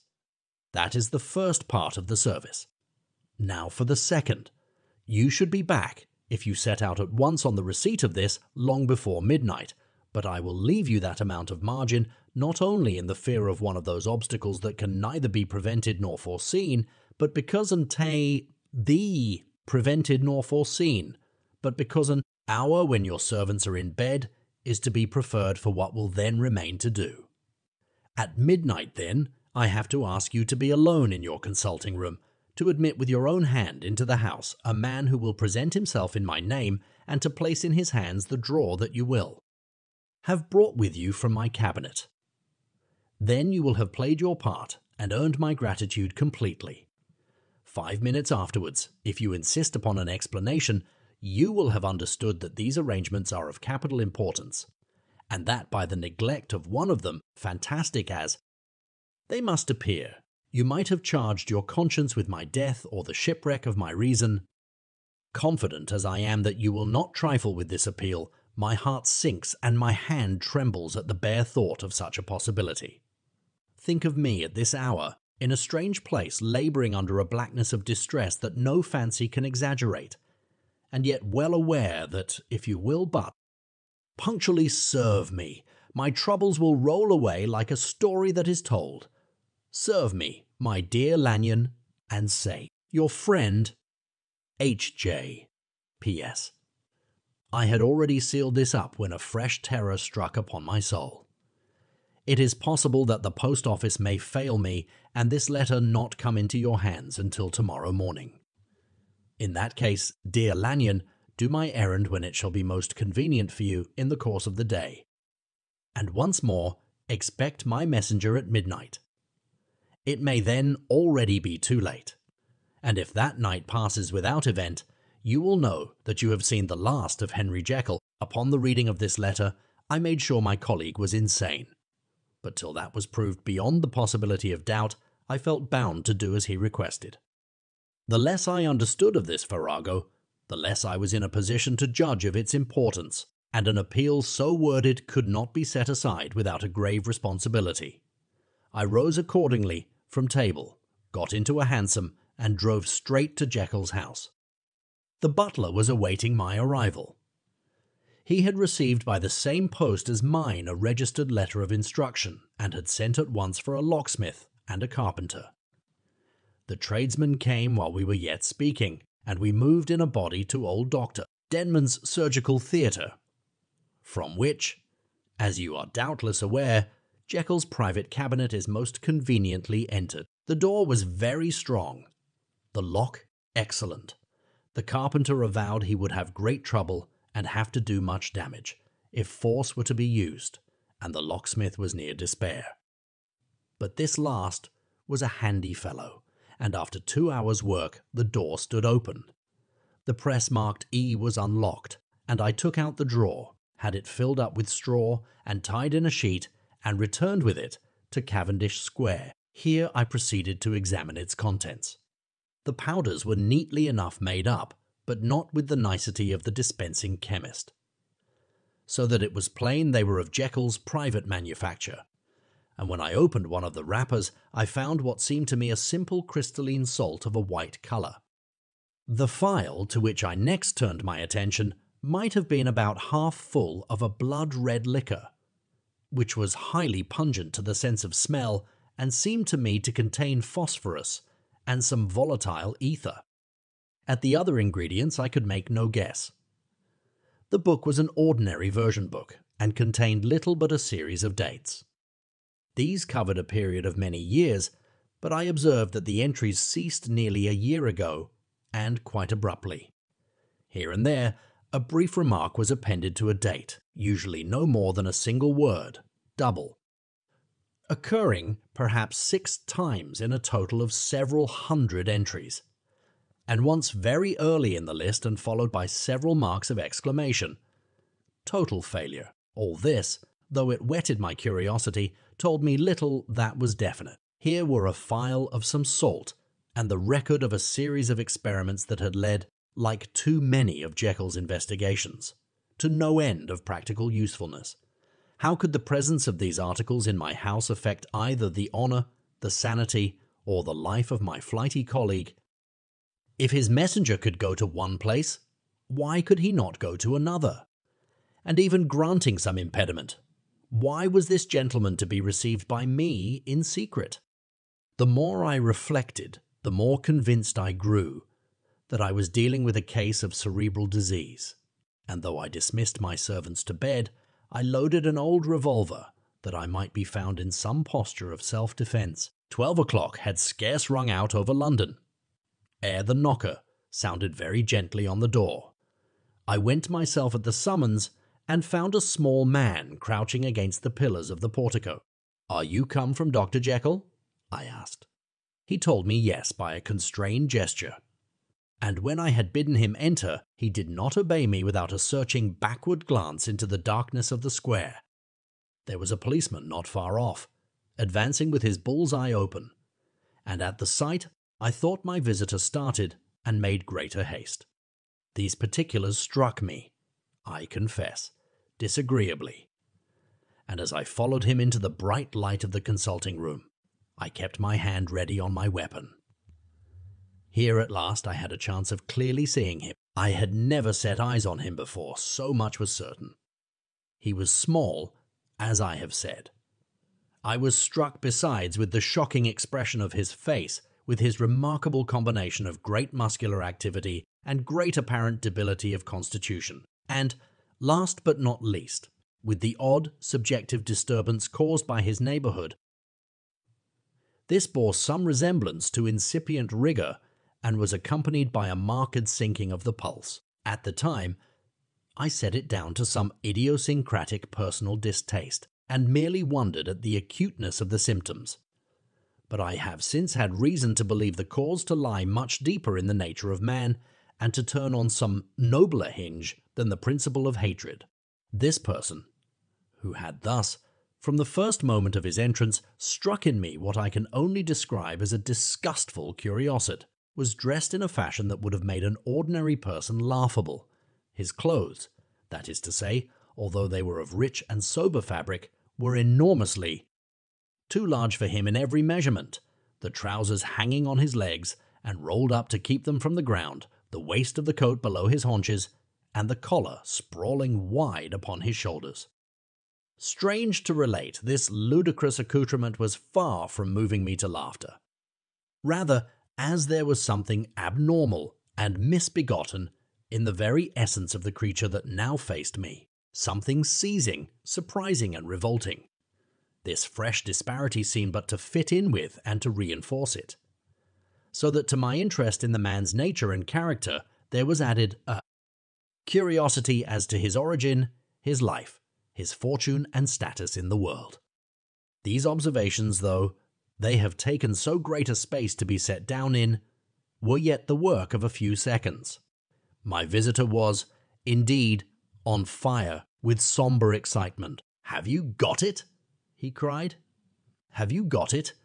And so lively was his impatience that he even laid his hand upon my arm and sought to shake me. I put him back, conscious at his touch of a certain icy pang along my blood.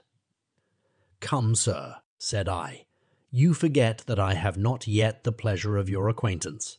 Be seated, if you please."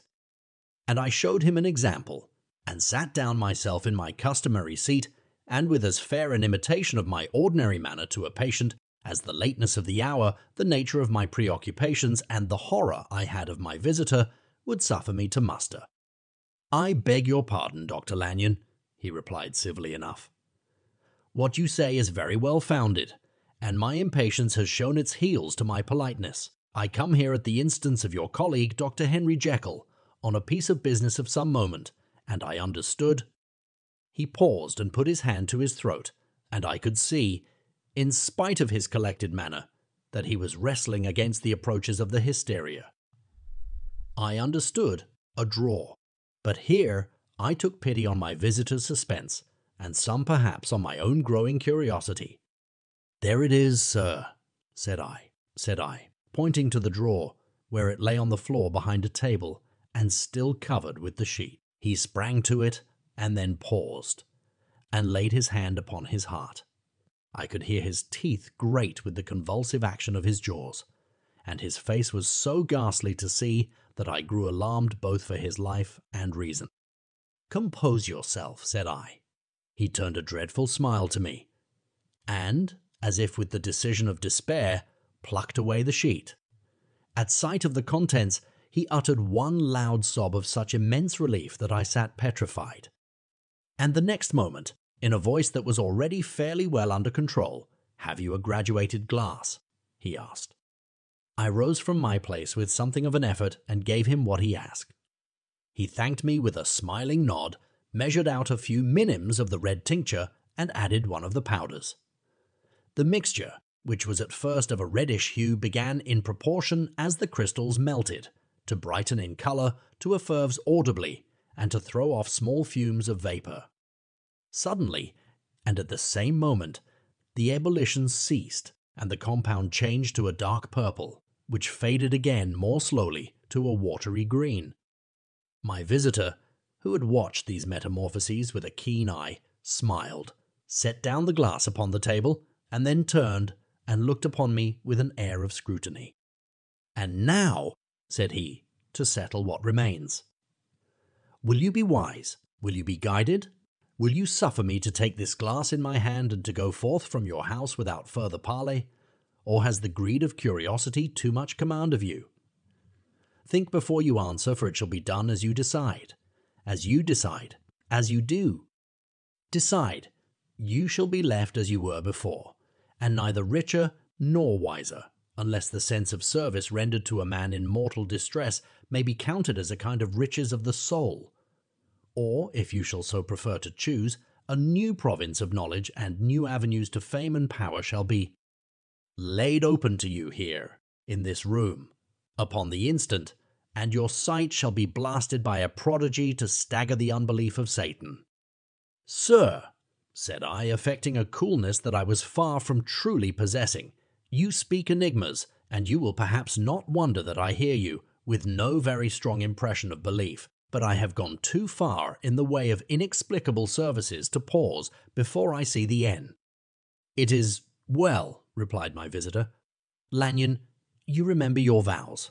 What follows is under the seal of our profession, and now you, who have so long been bound to the most narrow and material views, you, who have denied the virtue of transcendental medicine, you who have derided your superiors, bold." He put the glass to his lips and drank at one gulp. A cry followed.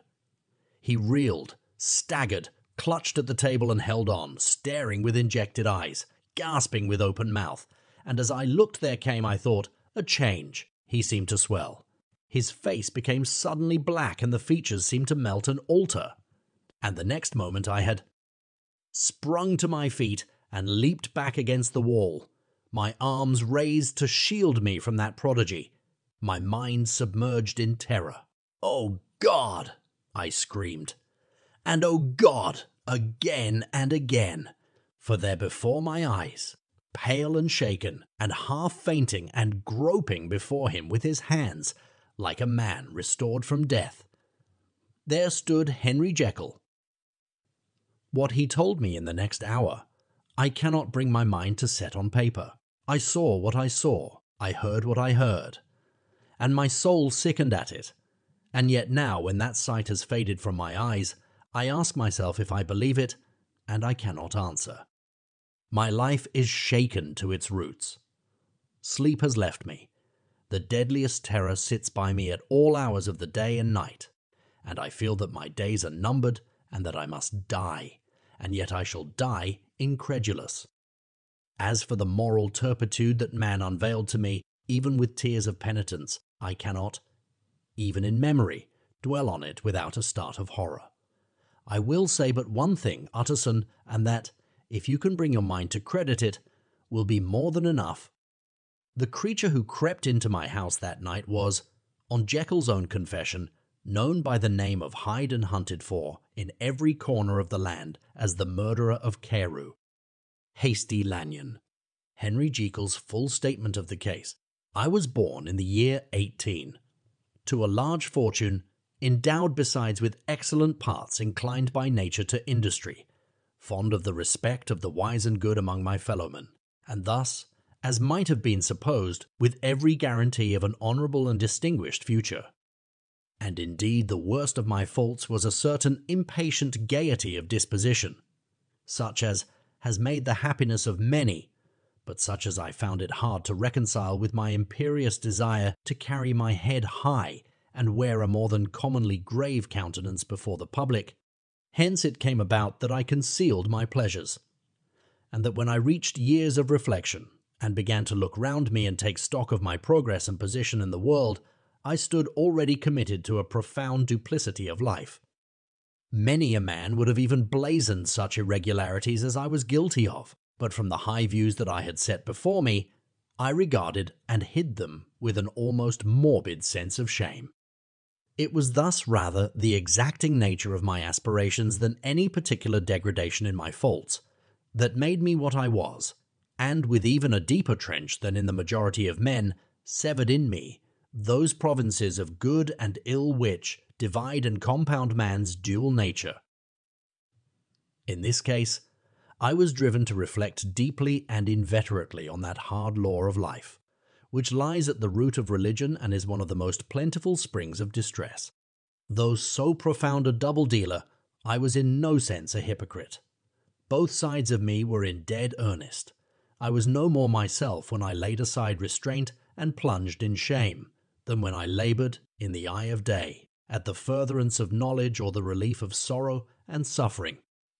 And it chanced that the direction of my scientific studies, which led wholly towards the mystic and the transcendental, reacted and shed a strong light on this consciousness of the perennial war among my members.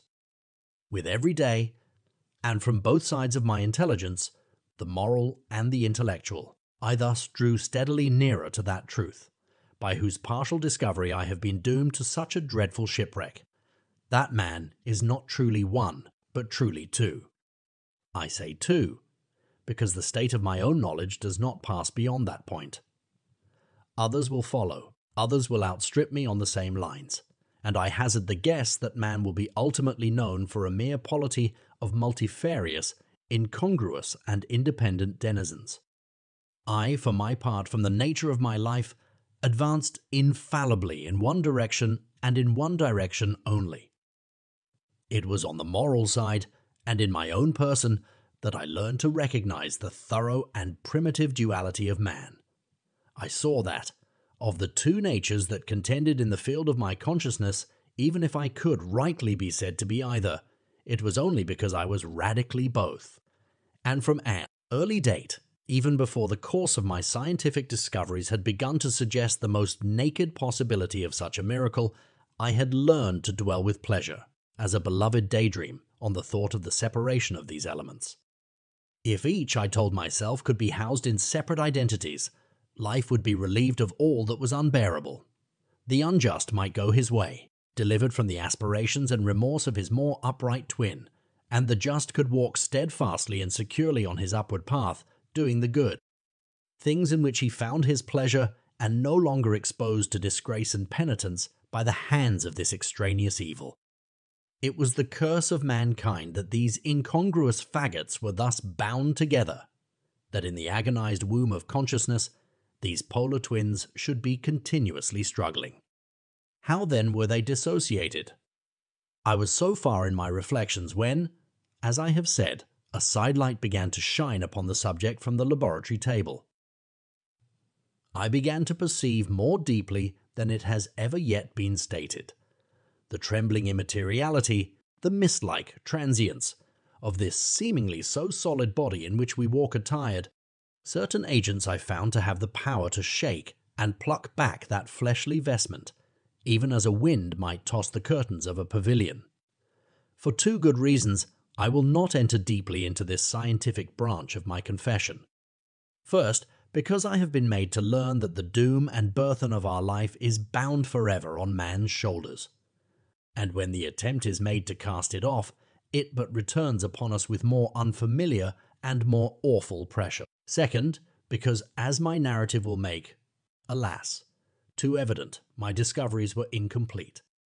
Enough, then, that I not only recognized my natural body from the mere aura and effulgence of certain of the powers that made up my spirit, but managed to compound a drug by which these powers should be dethroned from their supremacy and a second form and countenance substituted, nonetheless. Natural to me, because they were the expression and bore the stamp of lower elements in my soul. I hesitated long before I put this theory to the test of practice. I knew well that I risked death, for any drug that so potently controlled and shook the very fortress of identity might, by the least scruple of an overdose, or at the least inopportunity in the moment of exhibition, utterly blot out that immaterial tabernacle which I looked to it to change. But the temptation of a discovery so singular and profound at last overcame the suggestions of alarm. I had long since prepared my tincture. I purchased at once, from a firm of wholesale chemists, a large quantity of a particular salt which I knew, from my experiments, to be the last ingredient required, and late one accursed night I compounded the elements, watched them boil and smoke together in the glass, and when the ebullition had subsided, with a strong glow of courage, drank off the potion.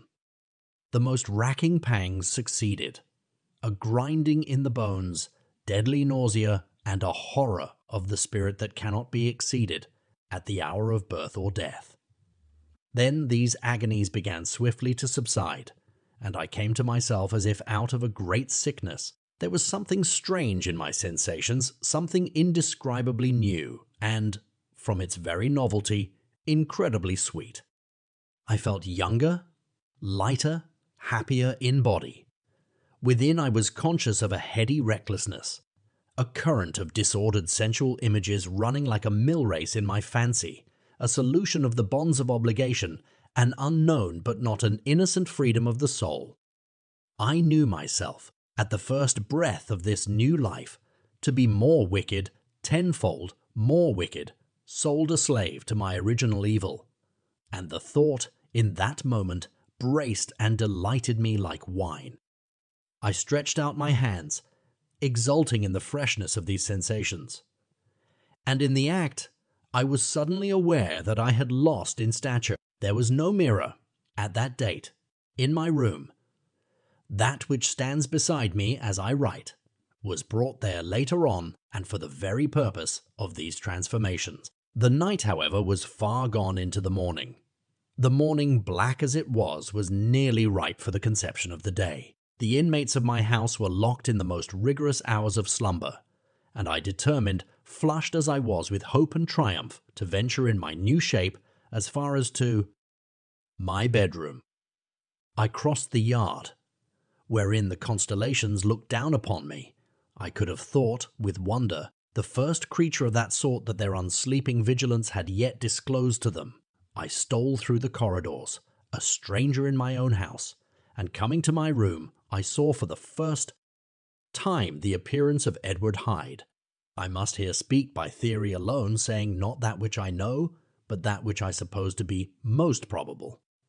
The evil side of my nature, to which I had now transferred the stamping efficacy, was less robust and less developed than the good which I had just deposed. Again, in the course of my life, which had been, after all, 9/10 a life of effort, virtue and control, it had been much less exercised and much less exercised and much less exhausted. And hence, as I think, it came about that Edward Hyde was so much smaller, slighter, and younger than Henry Jekyll. Even as good shone upon the countenance of the one, evil was written broadly and plainly on the face of the other. Evil besides, which I must still believe to be the lethal side of man, had left on that body an imprint of deformity and decay. And yet when I looked upon that ugly idol in the glass, I was conscious of no repugnance, rather of a leap of welcome. This, too, was myself. It seemed natural and human. In my eyes it bore a livelier image of the spirit. It seemed more express and single than the imperfect and divided countenance I had been hitherto accustomed to call mine. And in so far, I was doubtless right. I have observed that when I wore the semblance of Edward Hyde, none could come near to me at first without a visible misgiving of the flesh. This, as I take it, was because all human beings, as we meet them, are commingled out of good and evil. And Edward Hyde, alone in the ranks of mankind, was pure evil. I lingered but a moment at the mirror. The second and conclusive experiment had yet to be attempted. It yet remained to be seen if I had lost my identity beyond redemption and must flee before daylight from a house that was no longer mine. And hurrying back to my cabinet, I once more prepared and drank the cup, once more suffered the pangs of dissolution, and came to myself once more with the character, the stature, and the face of Henry Jekyll. That night I had come to the fatal crossroads. Had I approached my discovery in a more noble spirit, had I risked the experiment while under the empire of generous or pious aspirations, all must have been otherwise, and from these agonies of death and birth I had come forth an angel instead of a fiend. The drug had no discriminating action. It was neither diabolical nor divine. It but shook the doors of the prison house of my disposition, and like the captives of Philippi, that which stood within ran forth. At that time my virtue slumbered. My evil, kept awake by ambition, was alert and swift to seize the occasion, and the thing that was projected was Edward Hyde. Hence, although I had now two characters as well as two appearances, one was wholly evil, and the other was still the old Henry Jekyll, that incongruous compound of whose reformation and improvement I had already learned to despair. The movement was thus wholly toward the worse. Even at that time, I had not conquered my aversions to the dryness of a life of study. I would still be merrily disposed at times, and as my pleasures were, to say the least, undignified, and I was not only well known and highly considered, but growing towards the elderly man, this incoherency of my life was daily growing more unwelcome. It was on this side that my new power tempted me until I fell in slavery. I had but to drink the cup to doff at once the body of the noted professor, and to assume, like a thick cloak, that of Edward Hyde. I smiled at the notion. It seemed to me at the time to be humorous, and I made my preparations with the most studious care. I took and furnished that house in Soho, to which Hyde was tracked by the police, and engaged as a housekeeper a creature whom I knew well to be silent and unscrupulous. On the other side, I announced to my servants that a Mr. Hyde, whom I described, was to have full liberty and power about my house in the square. And to parry mishaps, I even called and made myself a familiar object in my second character. I next drew up that will to which you so much objected, so that if anything befell me in the person of Dr. Jekyll, I could enter on that of Edward Hyde without pecuniary loss. And thus fortified, as I supposed, on every side, I began to profit by the strange immunities of my position. Men have before hired bravos to transact their crimes, while their own person and reputation sat under shelter. I was the first that ever did so, for his pleasures. I was the first that could plod in the public eye with a load of genial respectability, and in a moment, like a schoolboy, strip off these lendings and spring headlong into the sea of liberty. But for me, in my impenetrable mantle, the safety was complete. Think of it, I did not even exist. Let me but escape into my laboratory door. Give me but a second or two to mix and swallow the draught that I had always standing ready, and whatever he had done, Edward Hyde would pass away like the stain of breath upon a mirror, and there in his stead, quietly at home, trimming the midnight lamp. In his study, A man who could afford to laugh at suspicion would be Henry Jekyll. The pleasures which I made haste to seek in my disguise were, as I have said, undignified. I would scarce use a harder term. But in the hands of Edward Hyde, they soon began to turn toward the monstrous. When I would come back from these excursions, I was often plunged into a kind of wonder at my vicarious depravity. This familiar, that I called out of my own soul, and sent forth alone to do his good pleasure, was a being inherently malign and villainous. His every act and thought centered on self, drinking pleasure with bestial avidity from any degree of torture to another, relentless like a man of stone. Henry Jekyll stood at times aghast before the acts of Edward Hyde, but the situation was apart from ordinary laws and insidiously relaxed the grasp of conscience. It was Hyde, after all, and Hyde alone, that was guilty. Jekyll was no worse. He woke again to his good qualities seemingly unimpaired. He would even make haste where it was possible to undo the evil done by Hyde, and thus his conscience slumbered into the details of the infamy at which I thus connived, for even now I can scarce grant that I committed it. I have no design of entering. I mean, but to point out the warnings and the successive steps with which my chastisement approached. I met with one accident which, as it brought on no consequence, I shall no more than mention. An act of cruelty to a child aroused against me the anger of a passer-by, whom I recognized the other day in the person of your kinsman. The doctor and the child's family joined him. There were moments when I feared for my life, and at last, in order to pacify their too just resentment, Edward Hyde had to bring them to the door and pay them in a cheque drawn in the name of Henry Jekyll. But this danger was easily eliminated from the future by opening an account at another bank in the name of Edward Hyde himself. And when, by sloping my own hand backward, I had supplied my double with a signature, I thought I sat beyond the reach of fate.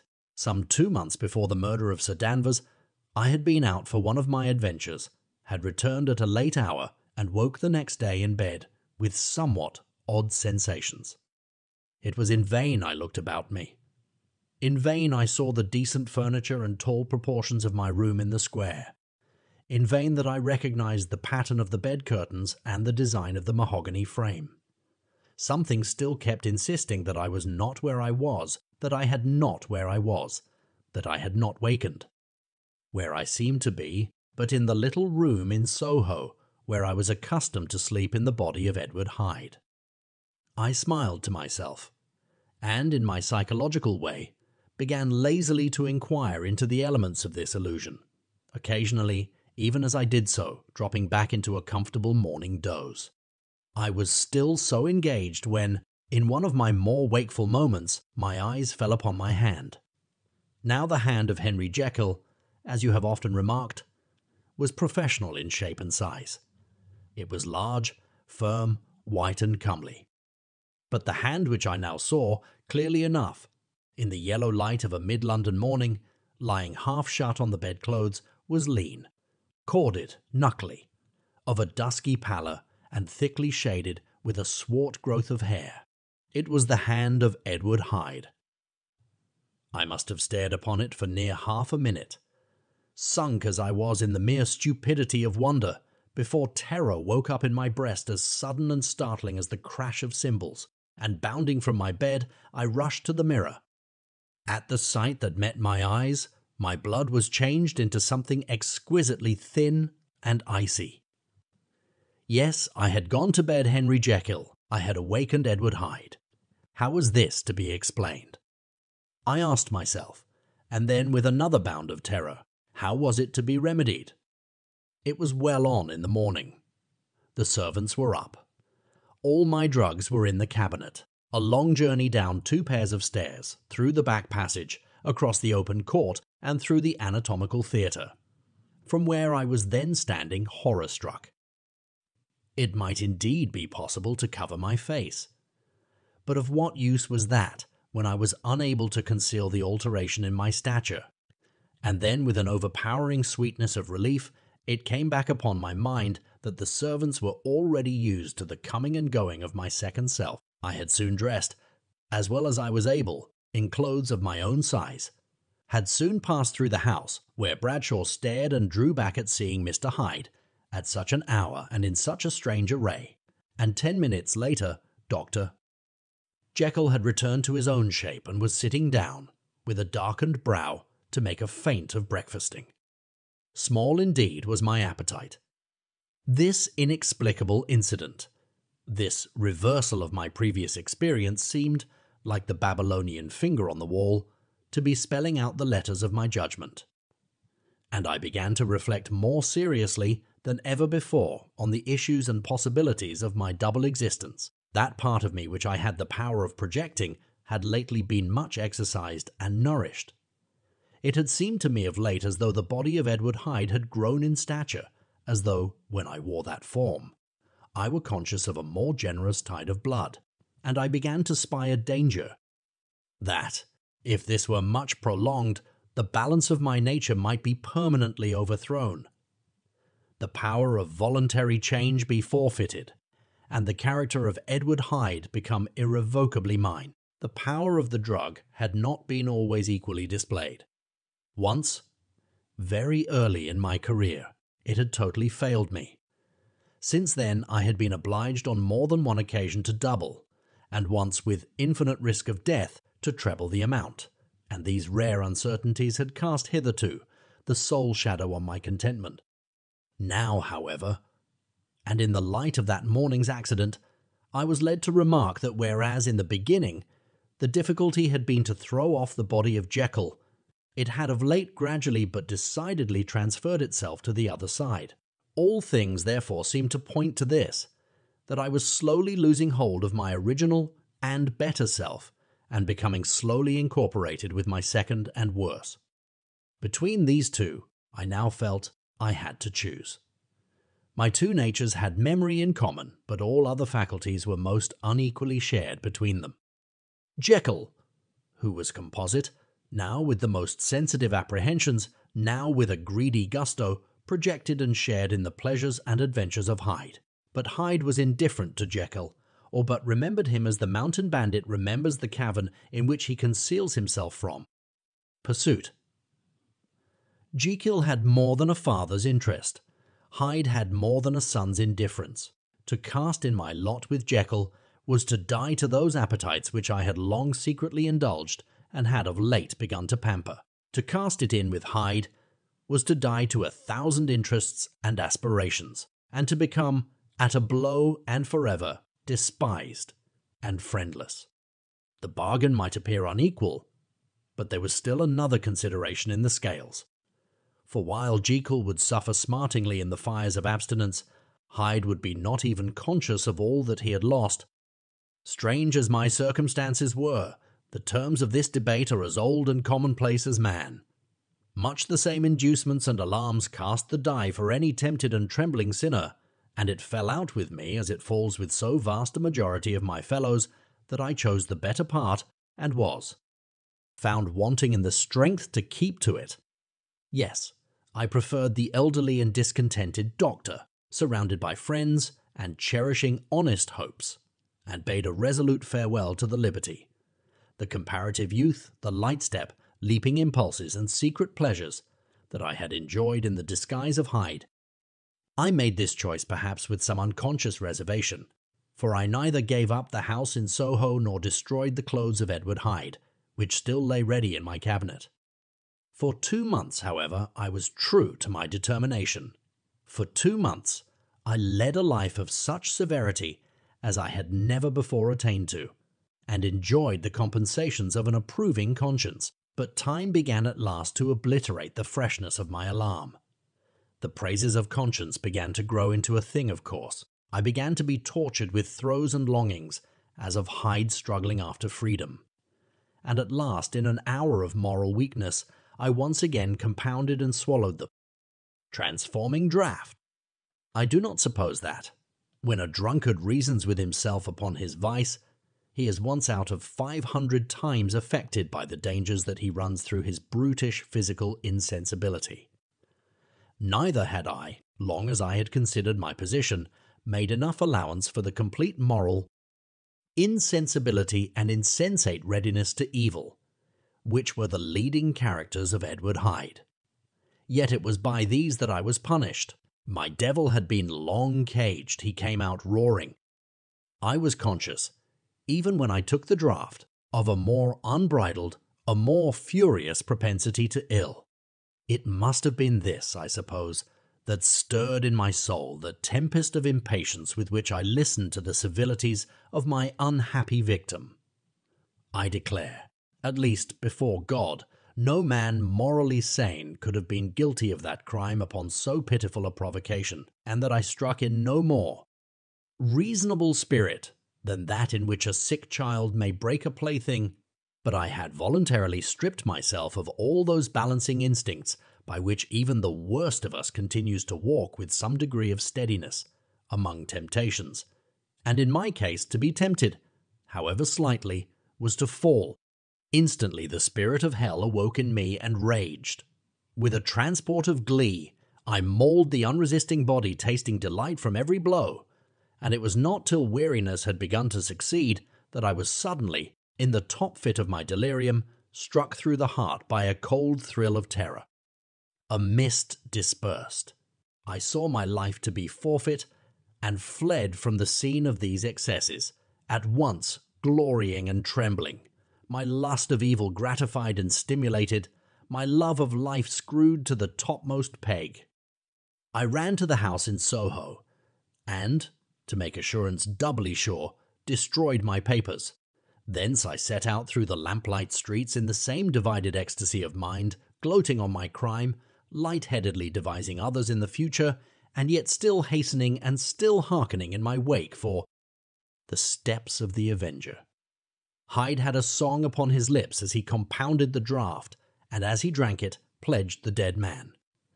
The pangs of transformation had not done tearing him before Henry Jekyll, with streaming tears of gratitude and remorse, had fallen upon his knees and lifted his clasped hands to God. The veil of self-indulgence was rent from head to foot. I saw my life as a whole. I followed it up from the days of childhood, when I had walked with my father's hand, and through the self-denying toils of my professional life, to arrive again and again, with the same sense of unreality, at the damned horrors of the evening. I could have screamed aloud. I sought with tears and prayers to smother down the crowd of hideous images and sounds with which my memory swarmed against me. And still, between the petitions, the ugly face of my iniquity stared into my soul as the acuteness of this remorse began to die away. It was succeeded by a sense of joy. The problem of my conduct was solved. Hyde was thenceforth impossible. Whether I would or not, I was now confined to the better part of my existence. And oh, how I rejoiced to think of it! With what willing humility I embraced anew the restrictions of natural life. With what sincere renunciation I locked the door by which I had so often gone and come and ground the key under my heel. The next day came the news that the murder had been overlooked, that the guilt of Hyde was patent to the world, and that the victim was a man high in public estimation. It was not only a crime, it had been a tragic folly. I think I was glad to know it. I think I was glad to have my better impulses thus buttressed and guarded by the terrors of the scaffold. Jekyll was now my city of refuge. Let but Hyde peep out an instant, and the hands of all men would be raised to take and slay him. I resolved in my future conduct to redeem the past, and I can say with honesty that my resolve was fruitful of some good. You know yourself how earnestly, in the last months of the last year, I labored to relieve suffering. You know that much was done for others, and that the days passed quietly, almost happily, for myself. Nor can I truly say that I wearied of this beneficent and innocent life. I think instead that I daily enjoyed it more completely, but I was still cursed with my duality of purpose, and as the first edge of my penitence wore off, the lower side of me, so long indulged, so recently chained down, began to growl for license. Not that I dreamed of resuscitating Hyde. The bare idea of that would startle me to frenzy. No, it was in my own person that I was once more tempted to trifle with my conscience. and it was as an ordinary secret sinner that I at last fell before the assaults of temptation. There comes an end to all things. The most capacious measure is filled at last, and this brief condescension to my evil finally destroyed the balance of my soul. And yet I was not alarmed. The fall seemed natural, like a return to the old days before I had made my discovery. It was a fine, clear, January day, wet underfoot, where the frost had melted but cloudless overhead, and the Regent's Park was full of winter chirrupings and sweet with spring odours. I sat in the sun on a bench, the animal within me licking the chops of memory, the spiritual side a little drowsed, promising subsequent penitence, but not yet moved to begin. After all, I reflected, I was like my neighbours, and then I smiled, comparing myself with other men, comparing my active goodwill with the lazy cruelty of their neglect. And at the very moment of that vainglorious thought, a qualm came over me, a horrid nausea, and the most deadly shuddering. These passed away, and left me faint, and then, as in its turn faintness subsided, I began to be aware of a change in the temper of my thoughts, a greater boldness, a contempt of danger, a solution of the bonds of obligation. I looked down. My clothes hung formlessly on my shrunken limbs. The hand that lay on my knee was corded and hairy. I was once more Edward Hyde. A moment before I had been safe of all men's respect, wealthy, beloved, the cloth laying for me in the dining room at home. And now I was the common quarry of mankind, hunted, houseless, a known murderer, thrall to the gallows. My reason wavered, but it did not fail me utterly. I have more than once observed that in my second character my faculties seemed sharpened to a point, and my spirits more tensely elastic. Thus it came about that, where Jekyll perhaps might have succumbed, Hyde rose to the importance of the moment. My drugs were in one of the presses of my cabinet. How was I to reach them? That was the problem that, crushing my temples in my hands, I set myself to solve. The laboratory door I had closed. If I sought to enter by the house, my own servants would consign me to the gallows. I saw I must employ another hand, and thought of Lanyon. How was he to be reached? How persuaded?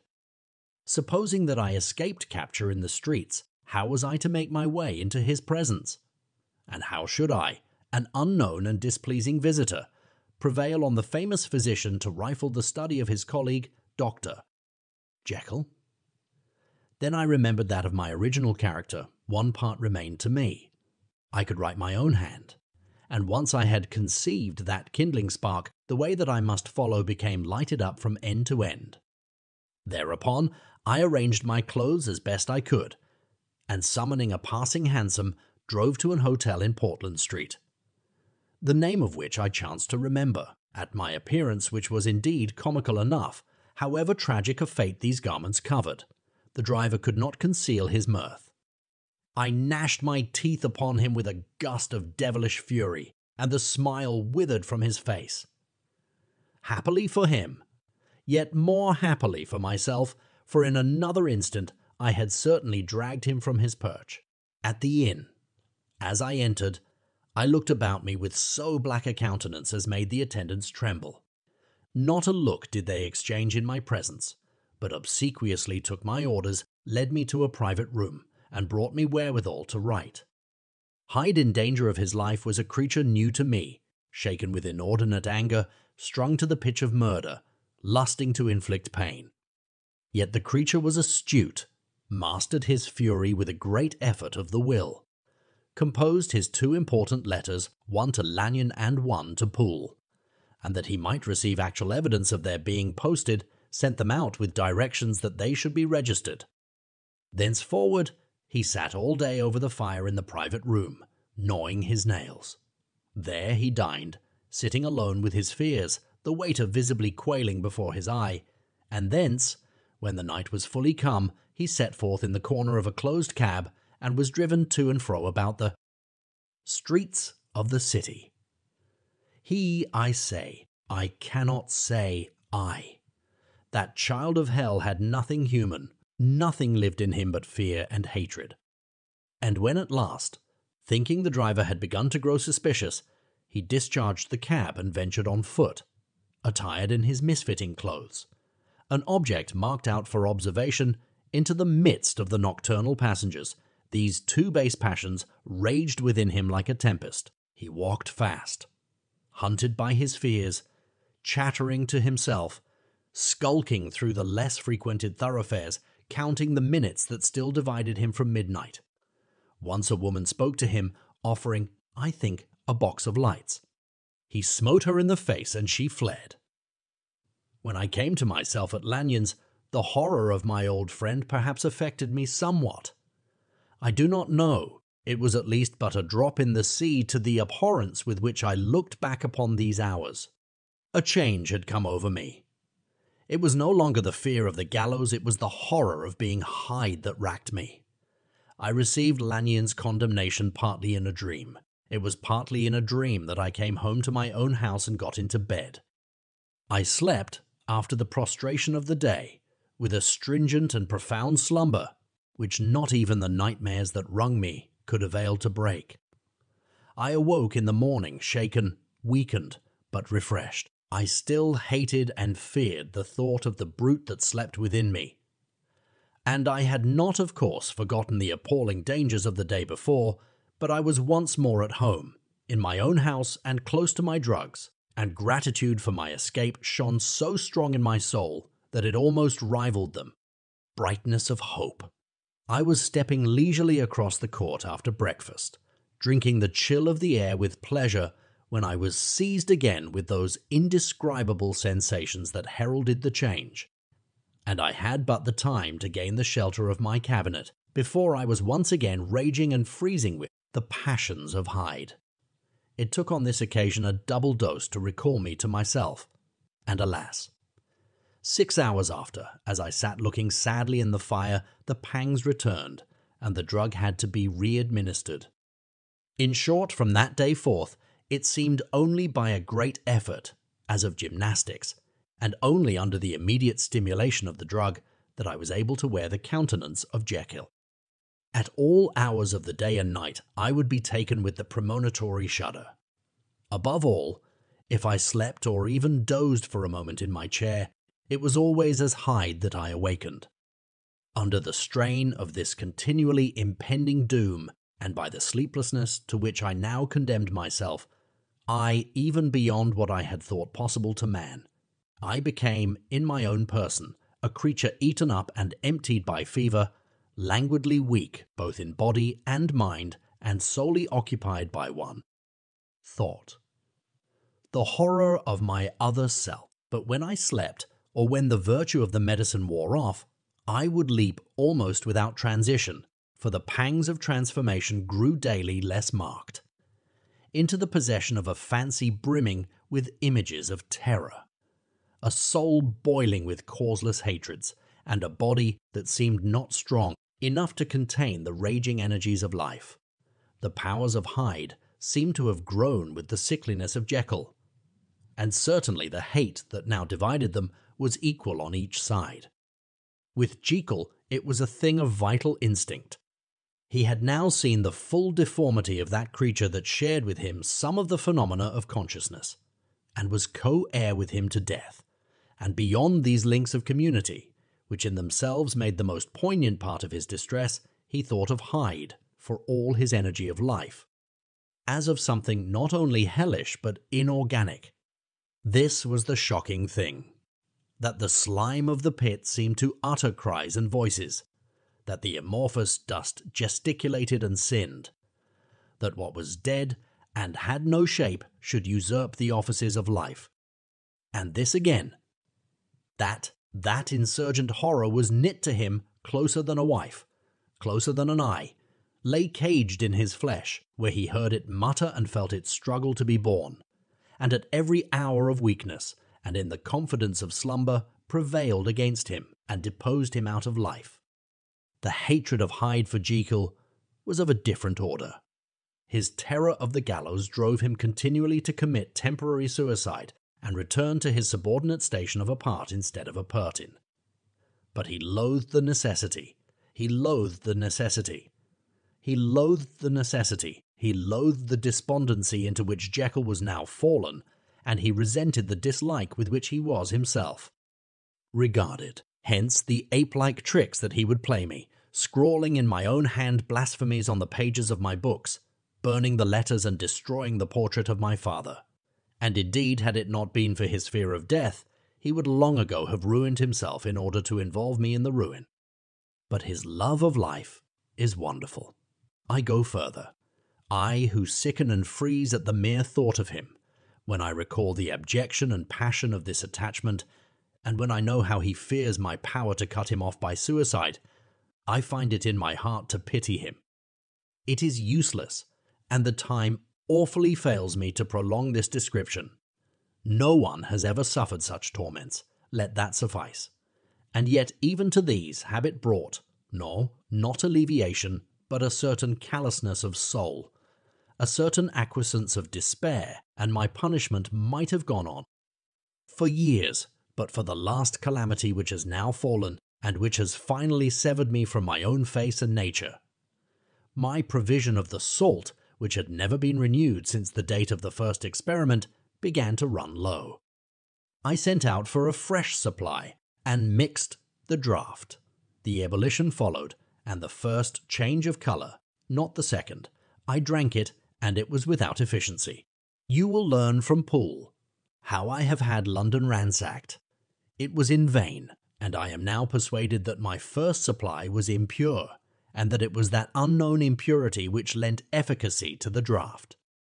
About a week has passed, and I am now finishing this statement under the influence of the last of the old powders. This, then, is the last time, short of a miracle, that Henry Jekyll can think his own thoughts or see his own face, now how sadly altered. We, in the glass. Nor must I delay too long to bring my writing to an end, for if my narrative has hitherto escaped destruction, it has been by a combination of great prudence and great good luck. Should the throes of change take me in the act of writing it, Hyde will tear it in pieces. But if some time shall have elapsed after I have laid it by, his wonderful selfishness and circumscription to the moment will probably save it once again from the action of his ape. Like spite, and indeed the doom that is closing on us both has already changed and crushed him. Half an hour from now, when I shall again and forever re-endue that hated personality, I know how I shall sit shuddering and weeping in my chair, or continue, with the most strained and fear-struck ecstasy of listening, to pace up and down this room, my last earthly refuge, and give ear to every sound of menace. Will Hyde die upon the scaffold, or will he find courage to release himself at the last moment? God knows. I am careless.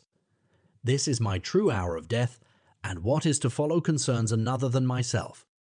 Here then, as I lay down the pen and proceed to seal up my confession, I bring the life of that unhappy Henry Jekyll to an end.